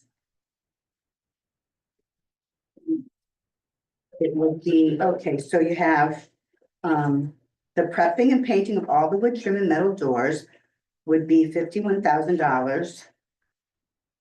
To wash all the building windows inside and out would be $5,000. To install UV protection film on the areas like the south side and the front of the building, that we don't have a cost on. It was estimated around 10,000, but that's not a definite quote. That was a guesstimate. So that's something that we're getting pricing on as far as an RFP. And then the maintenance, refinishing the exterior shakers, the shakes and siding, that's also something that we didn't have a price on. That's something that just came up this year, so actually, 2 years ago, that wasn't even included. So they've just gotten a little more worn and faded and whatnot since then. the hard quotes on So it'd be the 56, total of plus or minus 55. 10 and change. Plus or minus 10 for UV, plus or minus unknown for miscellaneous exterior repairs. It's like $74,000. I got 55, yeah. Not including, like I say, the UV protection and the exterior shakes and siding, Alright, 55,457. So that's a total, that's a starting cost of it, and then adding the other 2 items. Once we get the price. all right, what's after that then? Okay, then for the 3rd year, and this could go either way. The 3rd year or the 4th year, replacing the carpeting on the lower basement where the community room is and the conference room and the hallway. For the price then was $21,868 Replacing with carpeting. with, right, we have prepping and painting the entire interior of the library, both up and down, is $71,225. Those years can be swapped out around. I have people that have said, oh, you want to put the flooring in first and then do the painting, then I have people say, oh, you know, you should do the painting first, they say, and then putting your What was the- flooring. what was Either the- way, they both have to be careful, so they don't ruin. What was the flooring? The flooring, price, what, Yeah. the kind of flooring or the price? I'm No, the sorry. price. 21,868. Again, back in 22. And then painting the entire building inside, up and down. There'll be doors, walls, molding, walls. 71,225. But That quote was from 22 also? I'm sorry. Was that quote from 22 Yeah. also? Yeah, they're all pretty. So all these have to get, Just trying to clarify. And honestly, we carry that, we don't capture escalation or. No. anything in this. Deb, did you say that 22 is just for basement carpeting? downstairs, it would be the community room, yes, the community Yeah, the room. community room, the hallway. Conference room and the hallway. Yeah. Is there anything beyond those that's new? Well, the last year, I was gonna just keep as the assessment for the roof as far as seeing what kind of condition that is in.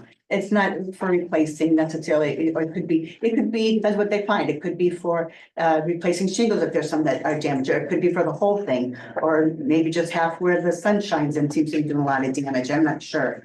But Have you had anybody do an inspection or evaluation? It's about we've had 19. people. 19 years old, she says, so it's. I've been told it's fine. I mean, even with Ralph Tullis had taken a drone and flew it around different things and he said, that's fine. But meanwhile, we're just doing our due diligence as far as like by the time maybe we'd have the money, maybe another 10 years could go by. Like it's not, the building's only 20 years old. You should get 30 years at least out of it. But it's kind of, but Sometimes. if we didn't do like. Those are- For the It's coming, fifth year. it's coming someday, it just doesn't last. Well, that's exactly. It's It should come up in the next 5 years Yeah. to put in a 5-year plan.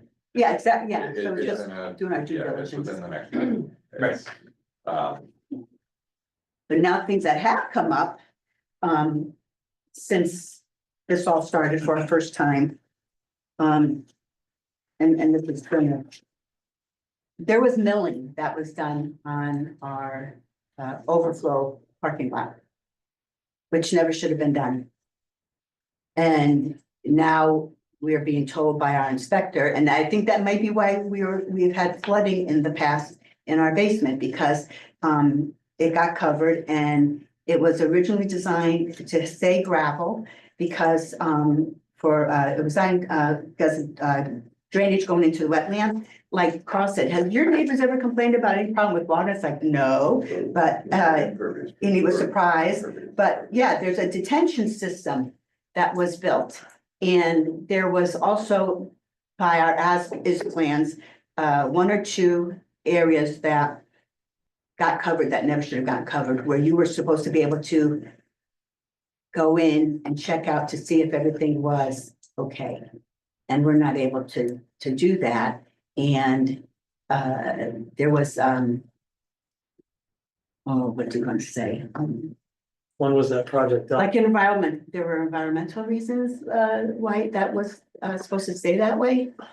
And I know that they probably thought they were doing a good thing, covering it, and it is great, you know, but it possibly could have caused issues. And our inspector Carl said that needs to come up.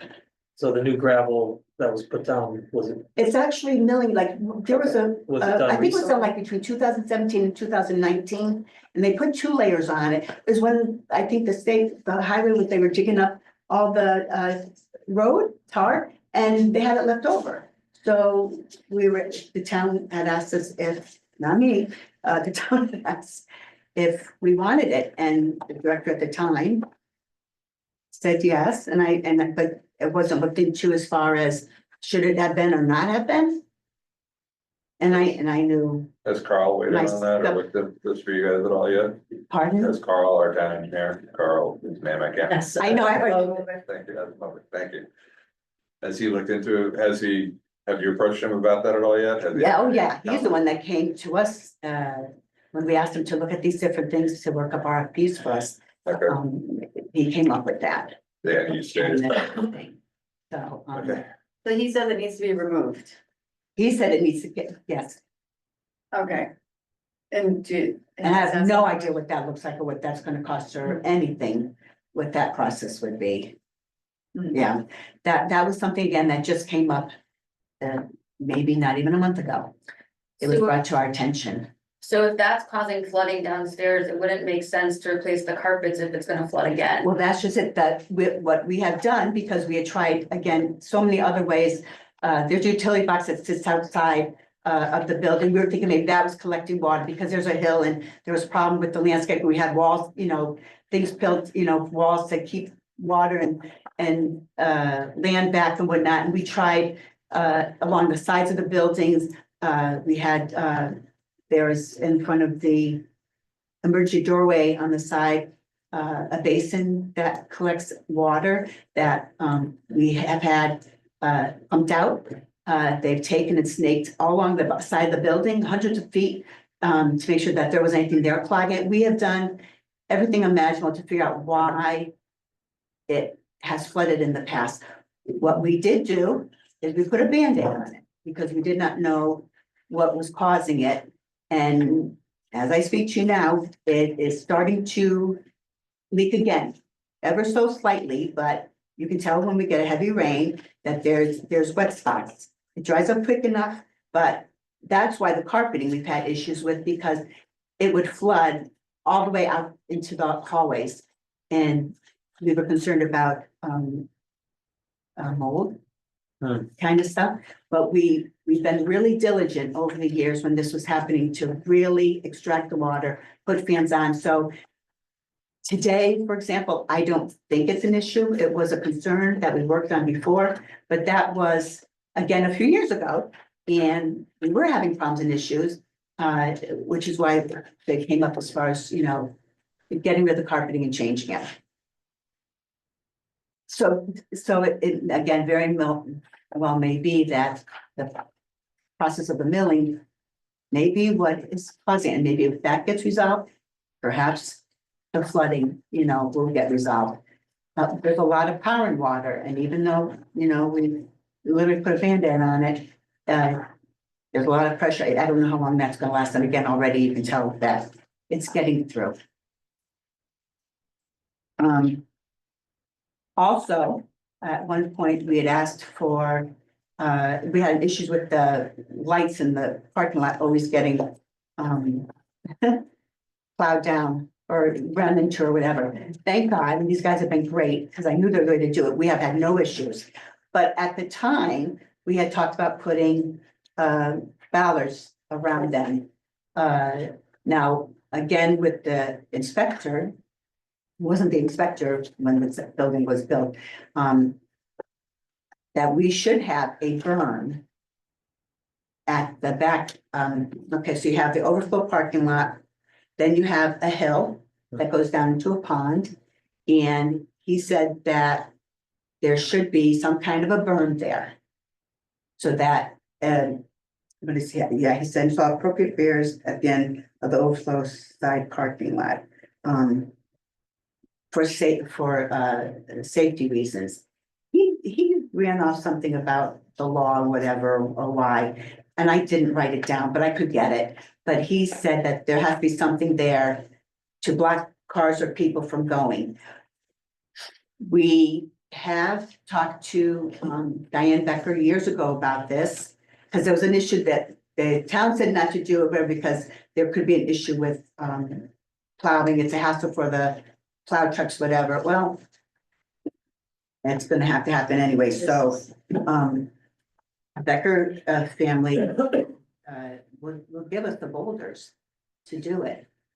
I would just have to find someone to place them. And there is a cost for that. It was like 9,000. No, wait a minute. I didn't write it down on this because I figured the other 5 years were already spoken for, but another thing too, when doing this and going through the 5 years, we hadn't had a board meeting. I hadn't talked to the board as far as these things that have come up now over the last couple, 2-3 years. Maybe some of these things are more important than painting or doing other things that I've already talked to you about. So, oh, I know, I got it right here. I'm sorry. So to do the placement of stone boulders, to get someone, a company out to, with the right equipment. Becker's doesn't do it. They'll deliver the boulders. It was 3,400. Let me ask you a question. Mhm.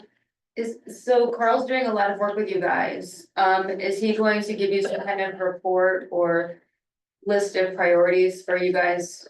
Okay. Yes, we had asked him to do the outside, and then when he's done doing that, he's gonna go and go to the inside. So yes, he's been a godsend. He's been so great. And It he knows sounds his it. business. So it would be helpful for us just to kind of understand what your priorities are. Yes, and again, this is fairly new, and I wasn't quite sure how to approach it, and I couldn't do it on my own because I didn't go before the board to see, what would we do first as far as prioritizing? Because I think some of the things that had just come up, like I say, with Carl, we didn't know about. And then another thing that has come up, we've gotten a grant and just finished it for IT work. We had gotten a whole bunch of oh, I hate technology, I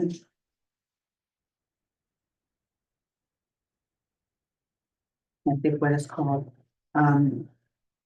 they made it so, what points are called, some kind of points, where we have stronger Wi-Fi throughout the entire library, inside, outside, every room.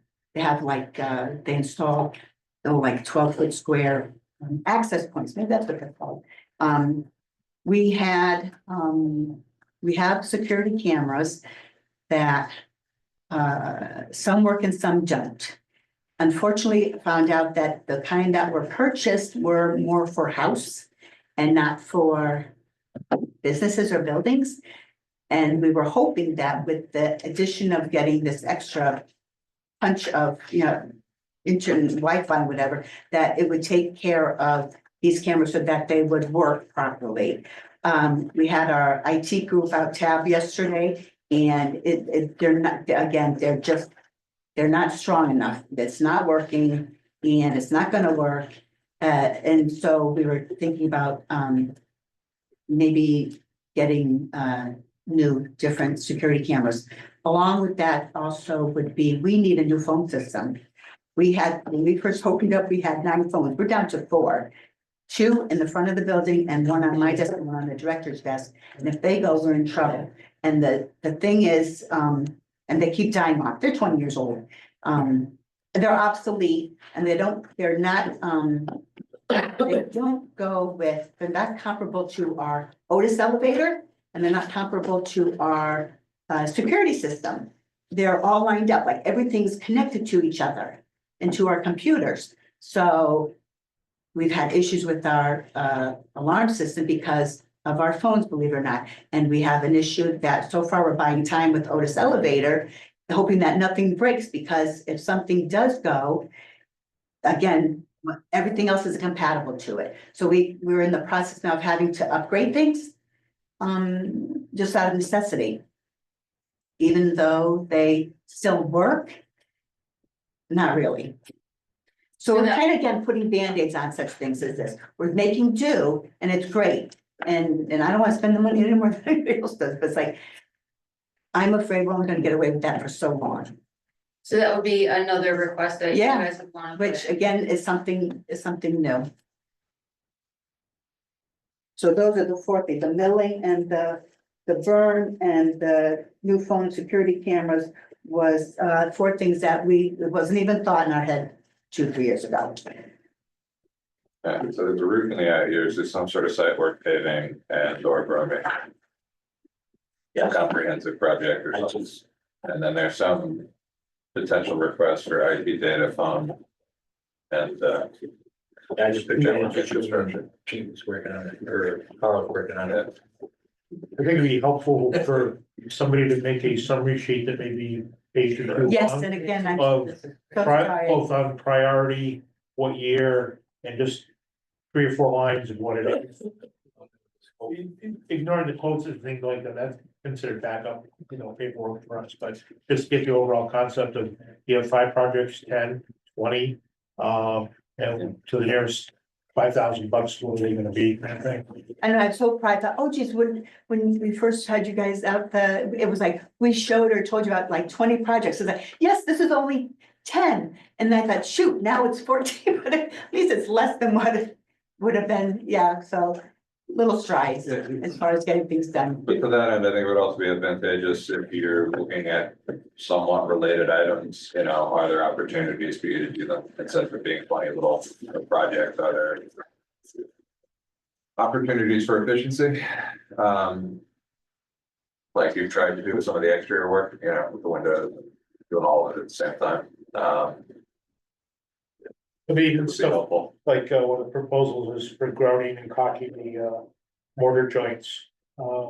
This has been 3 years at relatively under $10,000 at that time. And that again is not part of it anymore, that would have So was been, that completed? no, it's getting done. Matter of fact, we just had a pre-construction meeting with the people who are gonna be doing that. That was put onto ARPA. Okay. So we have the 3, okay, going around the, so we've got the north side of the building, we have outside the children's library, a patio and the longest, highest, it's 2 stories high. Well, you know, Peter, what it looks like. And then, so that's the first section. And then there's section 2, which takes care of all the, I want to say bare walls, foundation, yet it's exposed, is section 2. And then the third section that is going to be worked upon would be the actual south side of the building where you have the exit and entrance to the community room, that retaining wall, and then go down a little further when you get to the corner of the building, it's an emergency exit, there's a retaining wall there. So it's 3 sections, they're all gonna be done. And so when we talk about the stucco and the cracking and the missing of actual concrete, that is gonna get taken care of, and that's already in the works. So I think we need an updated list. Yeah. And I know, So that's they're no longer hoping part to have that, CIP. they were pushing Yep. Carl, but I know he's delayed, but. Yeah. I hope that's fine. It answers some of what they had previously. It may be helpful later in the year when the weather is better to do another walkthrough. For sure, we have some neighbors here that may not have called around the basement. Right. Not around the foundation wall, that sort of thing.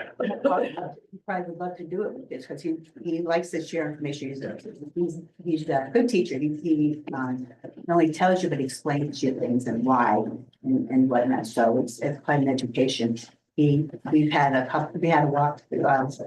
walk through as far as when we were doing the retaining walls, and twice he came out and was with contractors to show him around. So he really is concerned. He loves the library. He cares what goes on in town. You know, he's there. So yes, I can get you all of that stuff. Yeah, I'm sorry I didn't have it earlier, but I so much of it I don't have.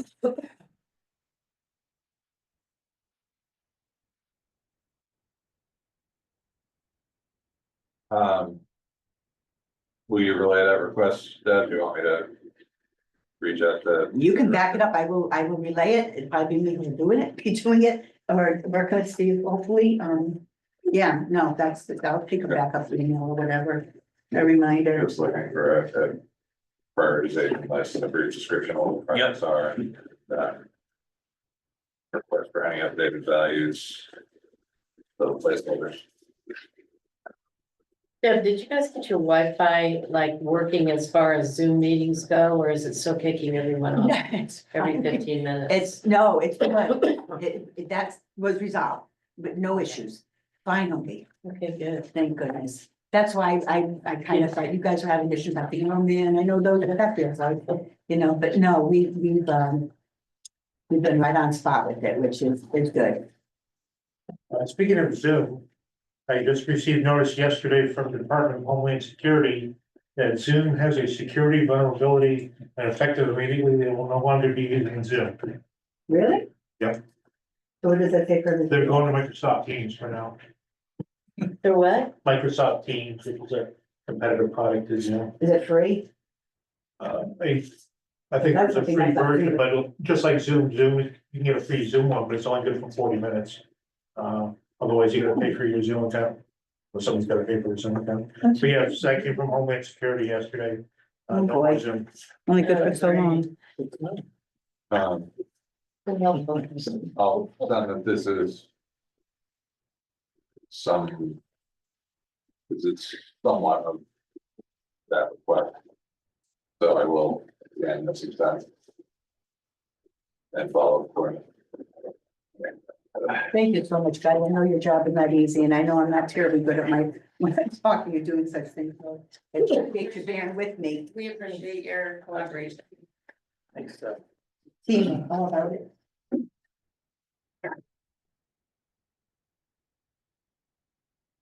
All right, that's it for everybody else up. We're good. In the library?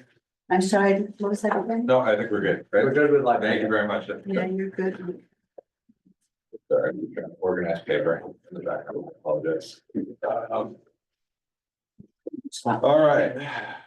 Next up under new business, CIP plan formatting updates. So this, I wanted to run by you guys before we get into the bulk of the full plan.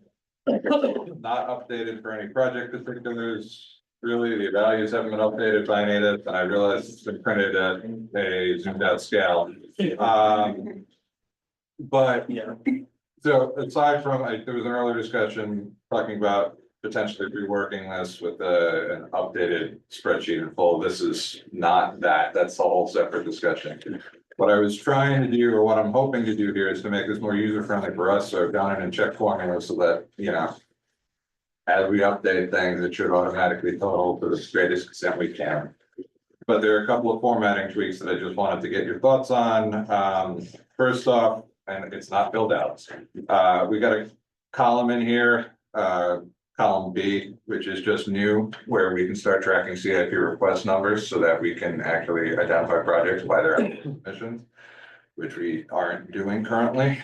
Having gone back in, it's really tedious to go find which CIP submission number it is out of the 150 in there, or whatever it is, 155 in the OpenGov portal. So to the extent that we can and that we have it, I want to try to do that. The other differences here are, the totals have been kind of pushed off, well, the 5-year, and you'll see on page 2 of this, as kind of a planning summary sheet, the 5-year projected totals of all 5 prior years. And then because this has come up, tracking projects that are further out that haven't quite made it onto the list, and giving us the ability to put things like the library roof, for example, if it's not part of that 5-year immediate total. Fire apparatus that isn't on our list yet, but we know is gonna be 40-year-old, 40 years old by the time 5 years are out. Being able to track potential pending need. And then a separate 10-year total for that as well, so that we at least have an understanding of what's coming down the pike. Based on the data that we know. The other 2 things on this, you'll see the very first column after the description names, that first F, G, H, and I is the pending prior year 1 column, which was non-existent. So after the plans have been approved in the past, year 1 just drops off the list, and projects don't get follow-up. It was one of those concerns that was expressed by the Board of Selectmen, like understanding what happens. Are these projects live? Are these projects dead? Is there unspent spending in there, et cetera, et cetera. So this would be basically the ability to track anything that was prior in year 1 that is a holdover that either hasn't been implemented, so we can understand where they are from a long-term planning perspective. Yeah, you think it would be better to call it current year, just. Well, it wasn't intended to just be current year, because Yeah. there are years, we have holdover projects from 2018. Oh, right, So it's the idea that it stays on there Yeah. until we can get to the point where it's either, it's it's been done. resolved, Yeah, transfers to something else. Pending year works, it just, Pending, yeah, Pending. prior year 1, it's like, so we can name it whatever we want, and we can discuss that. If you have suggestions, I'm happy to take. yeah, cause it's I your, struggle with year it too. pending, I kind of. There. maybe, Prior years maybe pending. previously approved, Yeah, or in progress, or. in progress. Alright, Yeah, I'm just thinking of. What I think of is that the town meeting that we're gonna end up in. Yeah. When people are seeing it for the first time and they're already riled up about something and they're looking at it and not understanding it In and, progress is probably yeah, the word. I yeah, would say. well, it's also, to add to that, I think there's also like a lot of this with some of these projects are just gonna. It also serves as a checkpoint for us Yeah. going into the season, to say, Yeah. okay, here's what we have. Yeah. Which of these are still here, yeah, which have been changed to something else, like the roof projects. And I the get- status on, I'll call it A, needs to be detailed a little more, looking like, plumbing at halls, at both schools for $40,000. And so we got requested, 1 hasn't been approved, 2, have they done the work and spent it? Like I said, the detail hasn't been, the project detail, even the values haven't been updated for many of these. It's literally just first impression and formatting. So we do have some of that with Donna. But that would be updated annually as a part of our thing too. I would recommend that category, which is kind of helpful, like looking at the, the history and everything else, and we're always going, didn't we do this? Didn't we, but as far as the plan that we send, I would not put it on there, because I think it's like, I think it just it begs a lot of confusion, and there's a ton of stuff that maybe, you know, that we're not really visiting in full that year when we do the plan. We're either moving it into a year because it's starting to get legs, or we're, if it's still impending, I don't know that that should be incorporated as part of the formal plan. I'd rather it, you know, I think it's just an awful lot of data. And I think it is gonna, you know, be kind of confusing to communicate, because how many people know the whole history? you Well, know? yeah, I mean, I think that's confusing to communicate no matter what. I would, But the fact that we don't detail it now, well, speak for myself, or hey, has that been done? Was that funded? Are they doing it? Did it get canceled? No, and I'm Pay not for it. saying it shouldn't be, it should be part of our worksheet, you know, I- plan. But honestly, Jim, this is like not useful to me at all, as far as we just keep like punching more and more and more data into it. It's totally unreadable. I mean, I can't even read, I'd have to get a magnifying glass to even see what the figures are. So as far as being well, useful in a meeting. I can't speak to the printing. Well, we should speak to the printing, because, you know, otherwise, how do we use it? It wasn't sent this way, is what I'm saying. No, I know, I'm not saying you printed it, I'm saying as we've gotta figure out a way, and maybe we have to use more paper for it. Maybe it's gotta be 4 pages rather than 2, Right. front and back, so we can actually see the figures and the data, because otherwise, but it's just that so far, this has been the size. Yeah, it's cumbersome, So- and I'm hoping to change that, but it's not gonna, it's, you know, I get, the purpose of this is to try to improve upon what is there without being a drastic change, because change I know can be scary. I would counter that step. I think it is very valuable to have what's hanging out there on the plan. Because we need to track that stuff as either potential. I think it's valuable. I think it's definitely valuable in the worksheet mode, but I mean, I think as far as what we forward, I'm not sure I understand how that would assist. I mean, it does, all things being equal, if there's a way to do it where it's simplified and it's not like a lot of Yeah, there's other data attached to it, then great. Then maybe, you know, maybe a column can work for that, but I just feel like we keep adding stuff, and then, you know, it's kind of like, take that last piece of jewelry off before you go out the door, you know? Any other thoughts?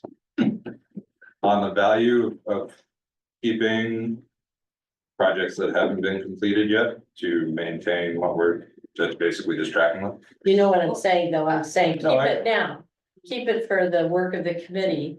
I'm But just not sure, I think it's better, the cleaner the 5-year plan can be, as far as this is what we're advancing to the first year, the second, the third. That's what I think, I mean, that's the part that people are actually voting on, is that first year. Stephanie, are you saying we should have a simplified copy to hand out in town meeting? Without the extra Yeah. stuff? Exactly. And then just hide those rows. Yeah, that's easy enough. But for our purposes, you know, I think that it's helpful. Yeah, no, I Yeah. think it's a reference column that, you know. Did you actually collect all the, I mean, do I we mean- have all the pending ones in there? I have a list, Ones I you haven't know of, updated it, so, so yeah. there's some on here, yeah, So but, it's like a working, correct, I have a list from problem, Donna, yeah. we'll sit down with Donna and, But like, Go back, there's double check this. things on Okay. here, like, okay, line, what is it, 42, the Village Hill drainage and paving. We thought that he was gonna get this grant, this trip grant, and that it was gonna be done in this current year. right, We know now that that's not happening. We don't know how it's gonna happen. We know he still wants to do it, but we're gonna move that yeah. to the next year. right. Like, take I it, pulled, for the purpose of this, I pulled our year one, yeah, started there. yeah. So that will change, obviously, it'll change. Yeah, before you see so it, that, because those are that, current and requests. some Right, that's things, what I'm saying, some it's things a- will be completed. Yeah. And they'll be done by And then we can follow. in the next couple of months, Yeah. so all, you know, every, And yeah, and I can see that having that there is a reminder to us of, we either need to close these and move on and have a new life, or we need to get them in the plan and, or get the information to move them in some way. Yep. You know, forward, rather than let them languish. The road projects, everyone's known though, they were just kind of like too big to wrestle. So that's why they just never have gotten addressed, I think. Everybody's been thinking, oh, there'll be a grant or something, you know. Unfortunately, the whole bottom half of this thing, everything from the black lines down, it's still a manual entry for Donna, meaning she's gotta go track everything from the selectmen's budget and just tally them manually. There's no way of doing that easily, but it's no different than what we've done previously. The formatting is just by year. The only other change on this, that I recall off the top of my head and looking at it now is the, similar to what we did for the school building committee, the emergency services facilities building committee are broken out, and those potential bond payment for those projects have been captured there. That's what we did for the school projects, the funding for the school building committee. It made sense, Where is that? the yellow bar. The line okay. 21. Okay, I never think of references like that. It's line 17 through 21. But tracking those projects as through the committee that is now formed since last year to do it similar, again, similar exactly how we covered it for the school building committee. And that is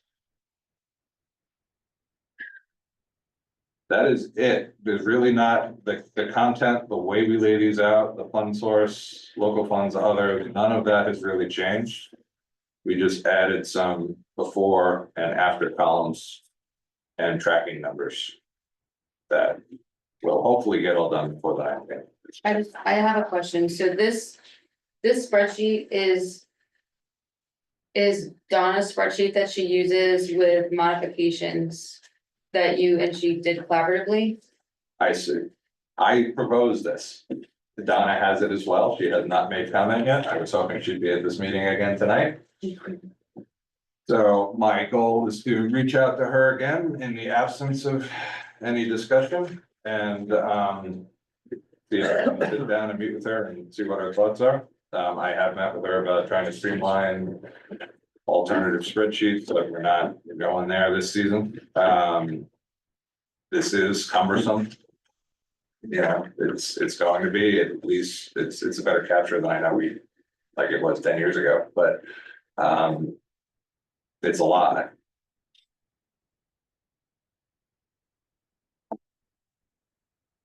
Just trying to be able to relay the data. So the only thing that's really changed again are the additional columns. So it doesn't change the way it does the accounting. It doesn't change the way it's structured. It's just adding more data. I think that the pending stuff is helpful, as far as a tickler, a reminder for us to, I mean, just like Steph was saying, it's good for us to have that information, but as far as what we disseminate, like for people to look at and vote on, they're voting for years 1 through 5. Yep. We're really voting on year 1. No, they're voting on years 1 through 5. There's a capital budget in year 1. The capital plan, that what we're voting on is year 5. Is years 1 through 5. And yes, it is separate, but It's not a finalized plan though.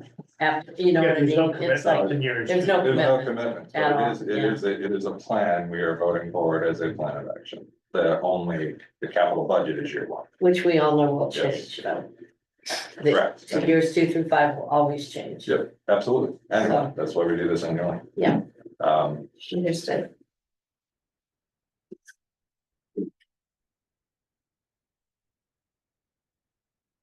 So I'll try to get with Donna, but, I can hide those columns, you know, one way or the other. She's Yeah. really objecting to them, but they're not right, quite frankly. It will be no different than we had previously.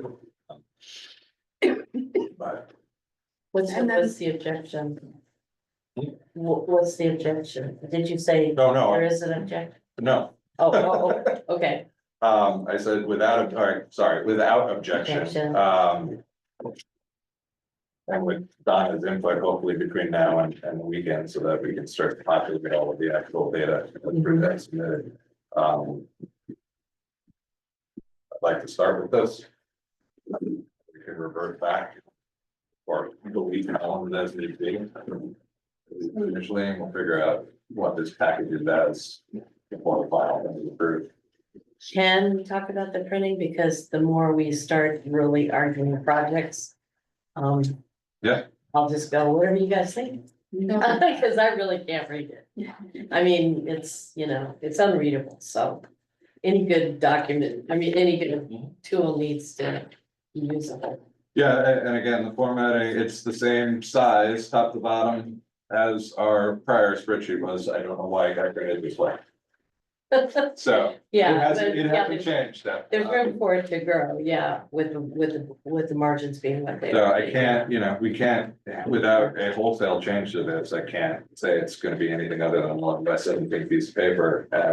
But it's, Yeah, it's like it's on a 70% reduction on the Yeah. sheet or something that's hardwired into the printer. so we'll try to figure that out between now and the next meeting, obviously, but we can also share on the screen, looking for a copy of the plan.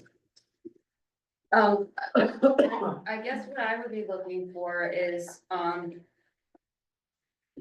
as always, I harp unfortunately on the fact that Donna should be here and be kind of collaborating with us or you to have this conversation with us to present what is happening in the spreadsheet, because I feel like this is her spreadsheet.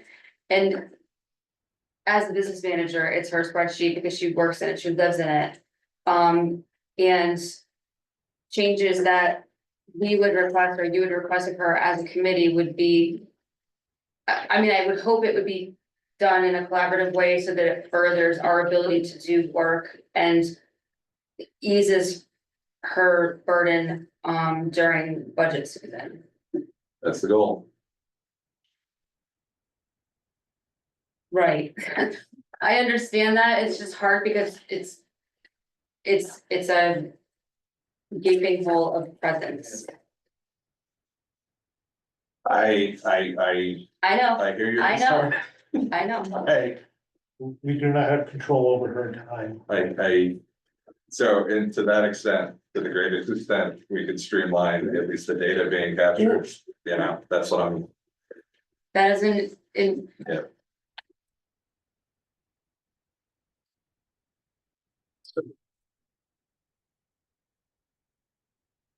Any other thoughts?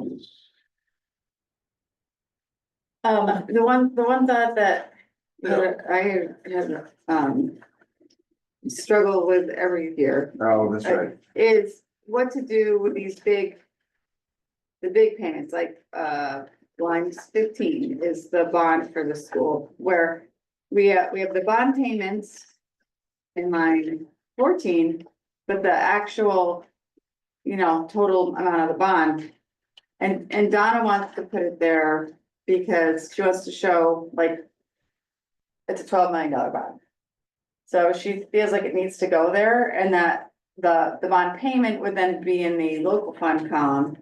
But it adds up to 13 million and that's not right.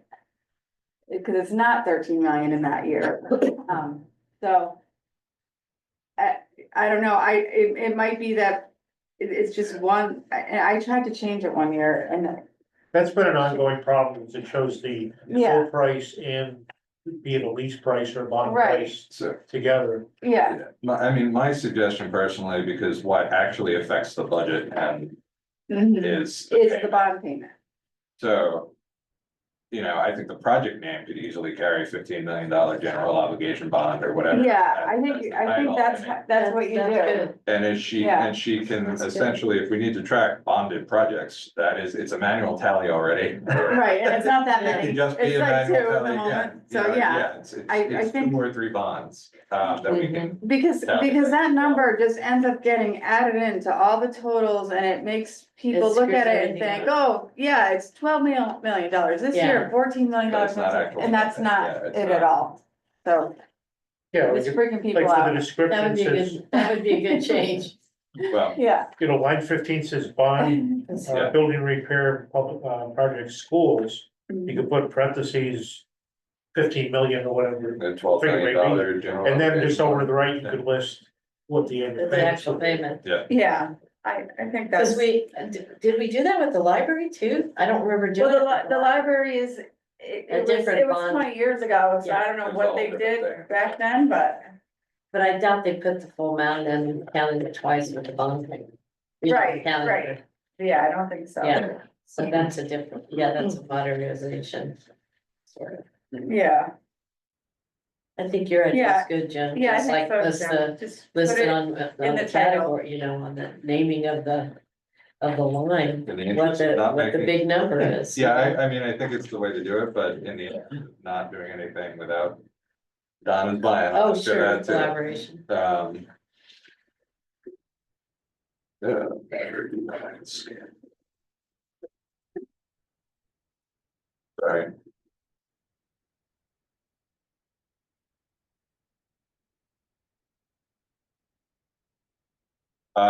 Any other comments? If not, that's all I have at the moment. I'll try to get together with Donna. Friday, she's. All right. There are none. Moving on. Old business, capital planning strategies. I'm gonna say we table that. Because we're gonna be talking plenty about that over the coming week, for sure, as we look at the full plan. It's already 9:30. And it's already super late.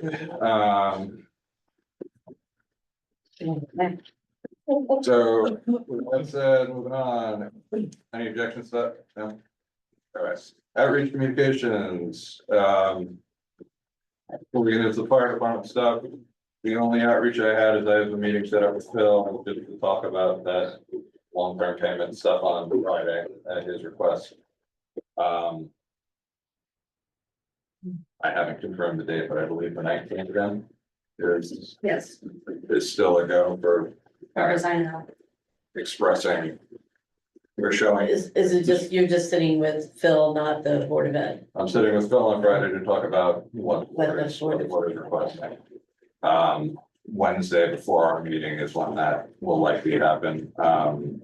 Kind of reminder, next Thursday, we're on the agenda, or are supposed to be on the agenda for the Board of Finance, to just give a snapshot of where we're at, where the plan is at after all the submissions are in.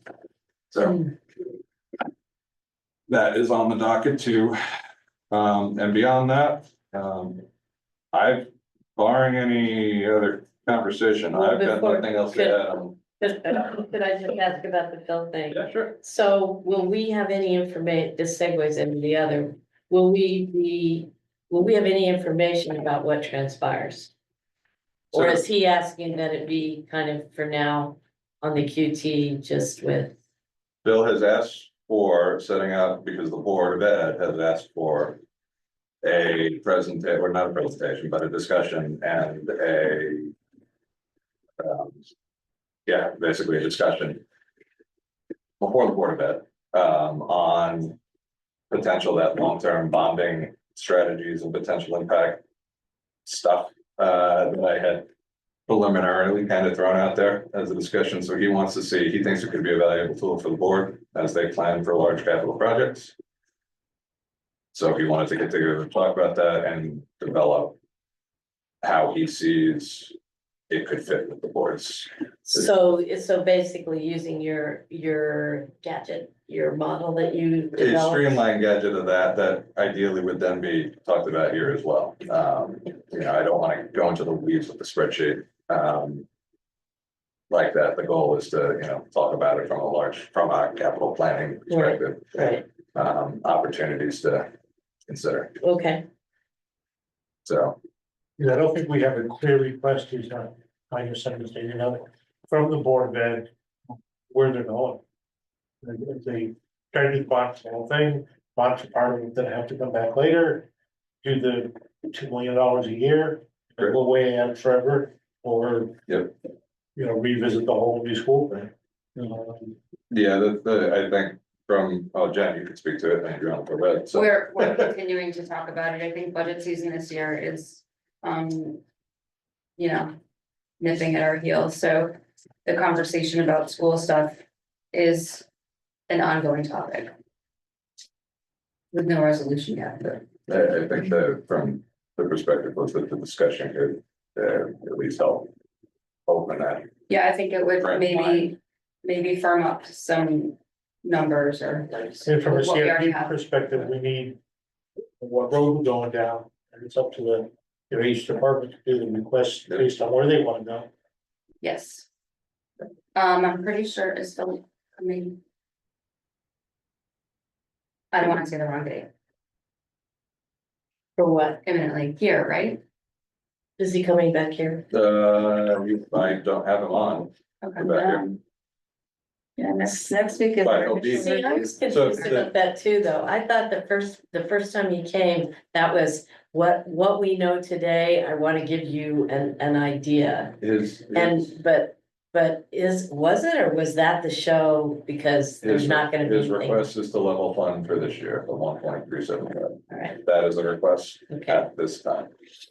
okay, Because they do not have a project, they haven't decided on a project. But understand there's a significant, as he wrote it. Okay. All right, so fire department outreach, committee discussion, in the absence of any additional feedback. What is yours? Whoever wants it. I just have, just a little bit, a little bit of background on how the funds got appropriated to the department, and if they didn't use them, how they get appropriated back. Since we're an advisory committee, it either went to the Board of Finance or the Board of Selectmen, gave them the money, correct? And then should they be the ones requesting the money back? They're not, per Donna's, per our business I'm management just- discussion, yeah, that it's not, there is no action because neither project. The projects, again, so it depends on the fund, Fund 04, we're reiterating what was said last time, but, Fund 04 requires specific approval of a specific project before Board of Finance and town meeting. The Wellington Hill project did not get that, so there is no further action between Board of Finance and town meeting for that funds. It becomes an accounting. It becomes a procedural thing as to whether or not that project is wide, valid, or should be closed. But there is no further action by the Board of Finance or town meeting for that. Fund 17 is just a function of updating and requiring the approval for Fund 17 spending is just what's captured on the CIP plan as approved annually.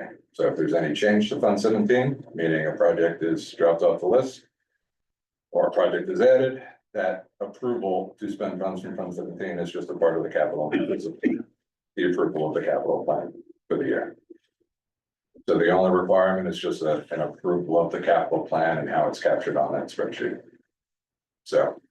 and the other thing to know, which I think you may already know, it is that nothing gets appropriated until you go to town meeting. Right. So. Did we ever go to town meeting on either one of those? No, So that the town, knows the folks that participate in that part of the process knows that that money was not up for spending. It was in the plan, but that we never had the town meeting asking for permission to appropriate. So, It was just clarification, that's all. yeah, You know what I mean? no, it's Being- just, it's just kind being of. new, Well, it's new, there is confusion, which is why I tried to get that clarification from the business office, repeated it last, I tried to, while Donna was here, get that clarity. To close to it, because there's been a lot of differing views across different organizations with different boards here in town, as to what the process is. I'm trying to get a straightforward answer, or not straightforward. As I can get. So my take on it is, yes, we are an advisory committee, so we have no authority to make anything happen with that money. That's all we decide with the town people, about the finance. Right. That sort of thing, but for a planning purpose. If we're trying to allocate funds for the coming year based on whatever priorities there may be. Is that money gonna be back in the fund or not? That's why some of the pronouncements we get from Donna, about fund balance, it shows the opening fund balance expected. It's expected beginning of this fiscal year, it's expected at the end of this fiscal year, what's gonna be, is the numbers for the beginning of the next fiscal year. And if there's plus or minus 100,000 in the fund, that makes a difference. So for Absolutely. planning purposes, I think we need to know it. It'd be nice if we heard from the other entities of things are locked where they are, and nothing's gonna change. Board of Finance could meet at the next meeting, at least 100,000 at that meeting. Yeah, our role is just to make the recommendation to the Board of Selectmen as to what we think, you know, and we vote on that recommendation by approving the plan. So it's just a recommendation to selectmen. We can say we can do anything, but they can do whatever they want after the fact. You know, to accommodate their needs. Pete's on the committee, obviously, so he has a voice. Pete's got his hand up, actually. Oh, there you go. Sorry, Pete, when you're online, guys, I apologize, committee members, it's hard to track both. Go ahead, Pete. Yeah, the only issue I have is the email that was written to the fire departments. It should have been written to the Board of Selectmen and not to the fire departments. This is an advisory committee to the Board of Selectmen. You should have been advising the Board of Selectmen. The second thing is that when you sign an email and the signature block says chairman of the CIP, you should probably have, not probably, you should have the support of the CIP, and that means a motion and a majority vote. And there was no motion. I didn't speak on behalf of the CIP either, Pete. No. When you sign the email, chairman, CIP, that means you're speaking on behalf of the CIP. Right, and I was only doing what I said I was gonna do and what's captured in the minutes that we couldn't approve today, which was that I would follow the chiefs to request that letter. So you had the opportunity to say it then as well. I thought I was acting because it was discussed at the meeting. No, I don't believe you had the support or the consensus of the committee to send that. The clearest way to clean that up would be to have a vote. That's fine. I have something, Jim, that I'm just Yeah, gonna bring up because go for it. when we first talked, when you were first running for chair and when we first nominated you, you know what I mean? We nominated you, we were talking in Yeah. discussion, and you said one of the things you wanted to do, and you hoped everyone was okay with it, is have meetings on the side with different presenters or the key Yeah. people to sort of keep the ball rolling, maybe put the pedal to the metal a little more on some things that were, Yeah. I don't remember your phrasing, but were, to energize it. And I said at the time, that's good, but how will we hear back about what you're doing there? Because that in essence is kind of taking on one person, taking on the negotiation and the talking about projects that we're all part of the process on. In this case, I was very troubled that you sent an email that left off you only had Christine and Pete on the CC, and you left everyone else off, and you also sent it to the Board of Finance chair. I'm the Board of Finance representative Yeah. on the committee, and you left me off. So, I mean, if we were talking about corporate America and my boss came to me and said, what about this? What's your take on it? You're sitting in these meetings. I didn't even know about the letter. Yep, no, So I think that was, I'm just gonna ask you going forward that you include all of us, that no one's left out of the loop, and there's not a class There- society that's set up on email CCs. I will say that was not the intent. I included the Board of Finance chair because there was a lot of discussion as to whether or not the Board of Finance had any action. And to the point, and I was included on that as the business manager, as was Christina as the vice chair. I understand the So, and executives I were on understand, there. and I see understand, that. but I can't, to the extent that we are limited by the communication we can do as a violating public meeting laws, which is why I I've don't, been doing that, which is why we've been going to Board of Finance. that would have been an FYI to us, not a meeting. If, you know what I mean? You had enough people on that that would just be an FYI to the committee, what you're communicating. I think that's. Credit during our meeting here, though. It's captured in the. No, minutes. I didn't know I did not know you were gonna send a letter like It's- that out. It's in our minutes that we can't approve. It was discussed at the meeting. That we what? It was discussed during the meeting. I'll point you to the reference. Well, if you need it, but I was only. No, I don't really wanna go over the I don't minutes. either. I only. I don't wanna believe go, I was I'm just, following I up. think it's a pretty on simple what was principle, discussed. Jim, I just agree. I don't know of too many other chairs on the Board of Finance, CIP, Board of Ed, all the boards I've been on anyway, that would not CC the membership when they send something official out, that's all I'm saying. And it did feel official, so, I am happy to see, well, I will figure out what the FOIA or potential ramifications are, because I don't want to, again, it's a tough slope in conducting business to the group. And again, only if we reply all and enter a Sure. discussion, and do people around the table kind of know that?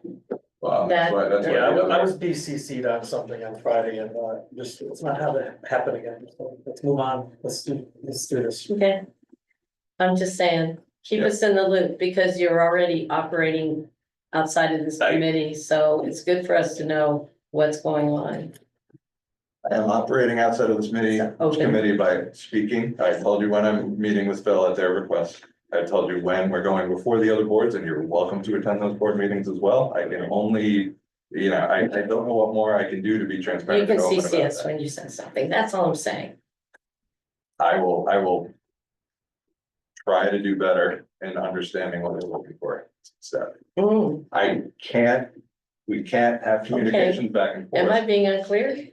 I get it. I'm just saying, I get it, keep and us in the loop, we're the I- committee. I feel I have. I I'm think sorry, I think It's that not, we're not- the crux of the matter kind of is we keep going back to what is a meeting and what is not a meeting. There's no business conducted when I sent my email BCC to everybody, and I specifically did that so that no business could be But conducted. you responded to prior business, to prior communication. But there's no discussion on that. There was the instant you responded and copied everybody, which was the problem. So I would love to have feedback on that from someone from FOIA. And as the chair, I would feel like that's something that you should pursue with Pete, with whoever the FOIA person is in Wellington, I I don't agree. know. We don't get, I mean, we all fly the best. we Because I can. strongly disagree with the fact that that was even skirting a meeting. So I would humbly request that you look into that as the chair. I would be happy to. Thank you. Pete, you still on? Pete, I think as I know, it's a concern for the selectmen as well, related to, FOIA meetings and whatnot, so, or FOIA requests and public meeting laws. Sounds like recommended training, or at least some insight, the request is here. So whatever you can do to expedite that, you're on the call, you're the first selectman. It is not my, it is not in my ballpark to respond to this. I don't think transparency with the committee is, I think it's kind of what Pete said about, because he said about, if it was sent, even if it was sent to the selectmen, and CC to us that this is what I sent out, that's great, then we just know, and we will know not to And enter a conversation. you would have been, as I mentioned, had it not been BCC to everybody else, it was already on the list. That email was going to be your correspondence as a PDF to the committee as meeting material, which is the way it should be done. Says who is, What- we what do you don't mean? even have the answer about how a meeting Yeah. is conducted over email. I don't understand Yeah. where that information comes from. And We can get that information from, FOIA. They have a, guy there that answers questions like that. I'm sorry, I had to step out to the other room for just a minute. Oh, sorry, thanks, Pete. Yeah, there's basically some interest in getting some training on board as to what FOIA requires for public meeting and digital meetings and correspondence for members on these boards. The request is made. It's not a request I can answer. That's a selectman and townwide issue, so. Actually, it's a state issue. FOIA is state. We don't No, make I the understand. rules. I understand that, but we also apparently don't understand them. So to the degree that we can get clarity or some sort of understanding, I think that's what is being requested. And in the absence of that, I am only acting to my understanding of the requirements, having been to the most recent FOIA presentation at the library, which many haven't. I know one of the selectmen was there, but Mr. Marco was, but others were not. So. All right. I lost my agenda. Is there anything else? Or any further comments? No, thank you. Any other comments before we close out? No, beautiful. Present to speak. There's nobody in the room, so online has it. If you would like to say something, please raise your hand and unmute and just identify yourself for the record. Mike, go ahead. Mike McCoo, Clover Springs Drive. In deference to the time, I'll try to speed through this really quickly. Some interesting conversation in the senior center presentation. Just for a point of clarity, the senior center building is actually partially sprinklered on top of having the system that that Stuart mentioned for the stove. The downstairs furnace room is sprinklered. And on the fire alarm system, I'm not sure I heard it all because I was doing other things here too, but I believe there was discussion of the new possible security system maybe taking over some of the fire responsibilities, if I understood that right. And I think Stu made the comment that that needed to be approached carefully. I would agree with that. If you're going, that has a full commercial fire alarm system in it. And if you're going to downgrade that, and maybe I misunderstood, but if you're going to downgrade that, that actually requires applying for a building permit and getting the building inspector and the fire marshal to essentially say, we're going to give you permission to downgrade your system. So, you know, a little more planning and research will be important on those topics. And that goes right into the thing that the library was also talking about, security. So it seems like maybe there's an opportunity, if these are viable projects or desired projects in the plan, that we could look at some bundling or, you know, leveraging two projects together for competition for bidders. Those are very competitive worlds, security systems and all that. The discussion about moving the bond total number out of the numbers columns, I think, is great. It has caused confusion for years, seeing the big number there. Moving it into a naming column or a free text column is a good idea. And then you could use a bond or a loan or whatever. Leasing could look more like a funding source, just like Fund, 17 or 4, which I think would probably be appropriate, and make less confusion.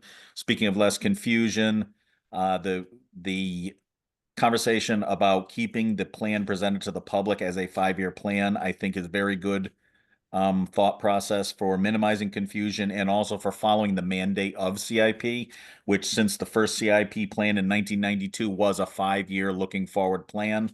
And that was especially reaffirmed in 2011 when the selectmen had extensive conversation about the makeup of the committee, about the minutes that were not being submitted, and all this stuff, and really reinforced the purpose of CIP in December of 2011, including 5 years looking forward. And that aligns with the state law that requires the town to produce a 5-year looking forward capital plan.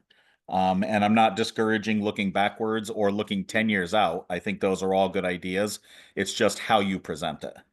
What were the dates on that, Mike? Sorry. 1992 was the first plan, I believe. The 2011 or something like And that. then I think it was December 5th, 2011 was the selectmen's meeting where the lengthy discussion happened. So if you look for the minutes for that meeting, you'll find a lot of discussion on that. Appreciate it. Thank you.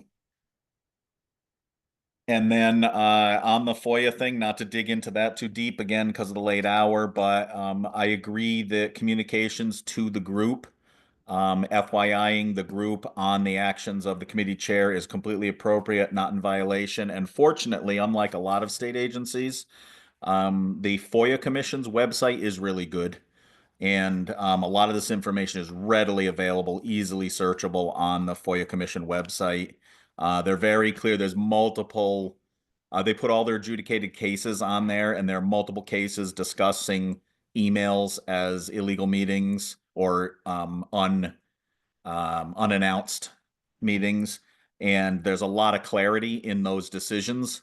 indicating what the commission has come down in interpreting the law to mean an inappropriate meeting versus an appropriate email communication. I think everything discussed here tonight was all in a safe space. It really is, do you get into debate back and forth? And BCC is one of their strongest hints when you attend. The same guy who did the training in Wellington did the training I attended in December. And actually, I think I have the PowerPoint from him from the FOIA Commission. And he was clear in that meeting that the BCC is your best friend in communicating with the committee. You can keep them informed and not risk the reply all back and forth communication. And I'll jump off my soapbox at that point. Thank you. Thank you, Mike. Ralph, Mr. Toulis. Oh, good evening, everyone. Ralph Tillis, 47 Village Hill Road. Mike mentioned confusion. And one comment about etiquette in a Zoom meeting. When 2 or 3 people are speaking, those 2 or 3 people are not listening. And you're confusing the heck out of everybody who's attending the meeting. So I really wish, particularly a strong chair, could take control of situations like that and allow a person to say their piece and move on to the next and not start debating each other partway through a paragraph or a sentence. It doesn't help your cause, and it certainly doesn't help getting support from the people who do tune into these meetings. So that's my soapbox spiel for tonight. Thank you, Ralph. Anybody else online? Going once. Going twice, seeing no hands. Do we have a motion to adjourn? I'll make a motion to adjourn. Second. Who wants it? Jeremy made the motion, Steph second. All in favor? Aye. Oh, I don't think we can actually move. Yeah, right. Thank you, everybody. Think you gotta hit stuff right.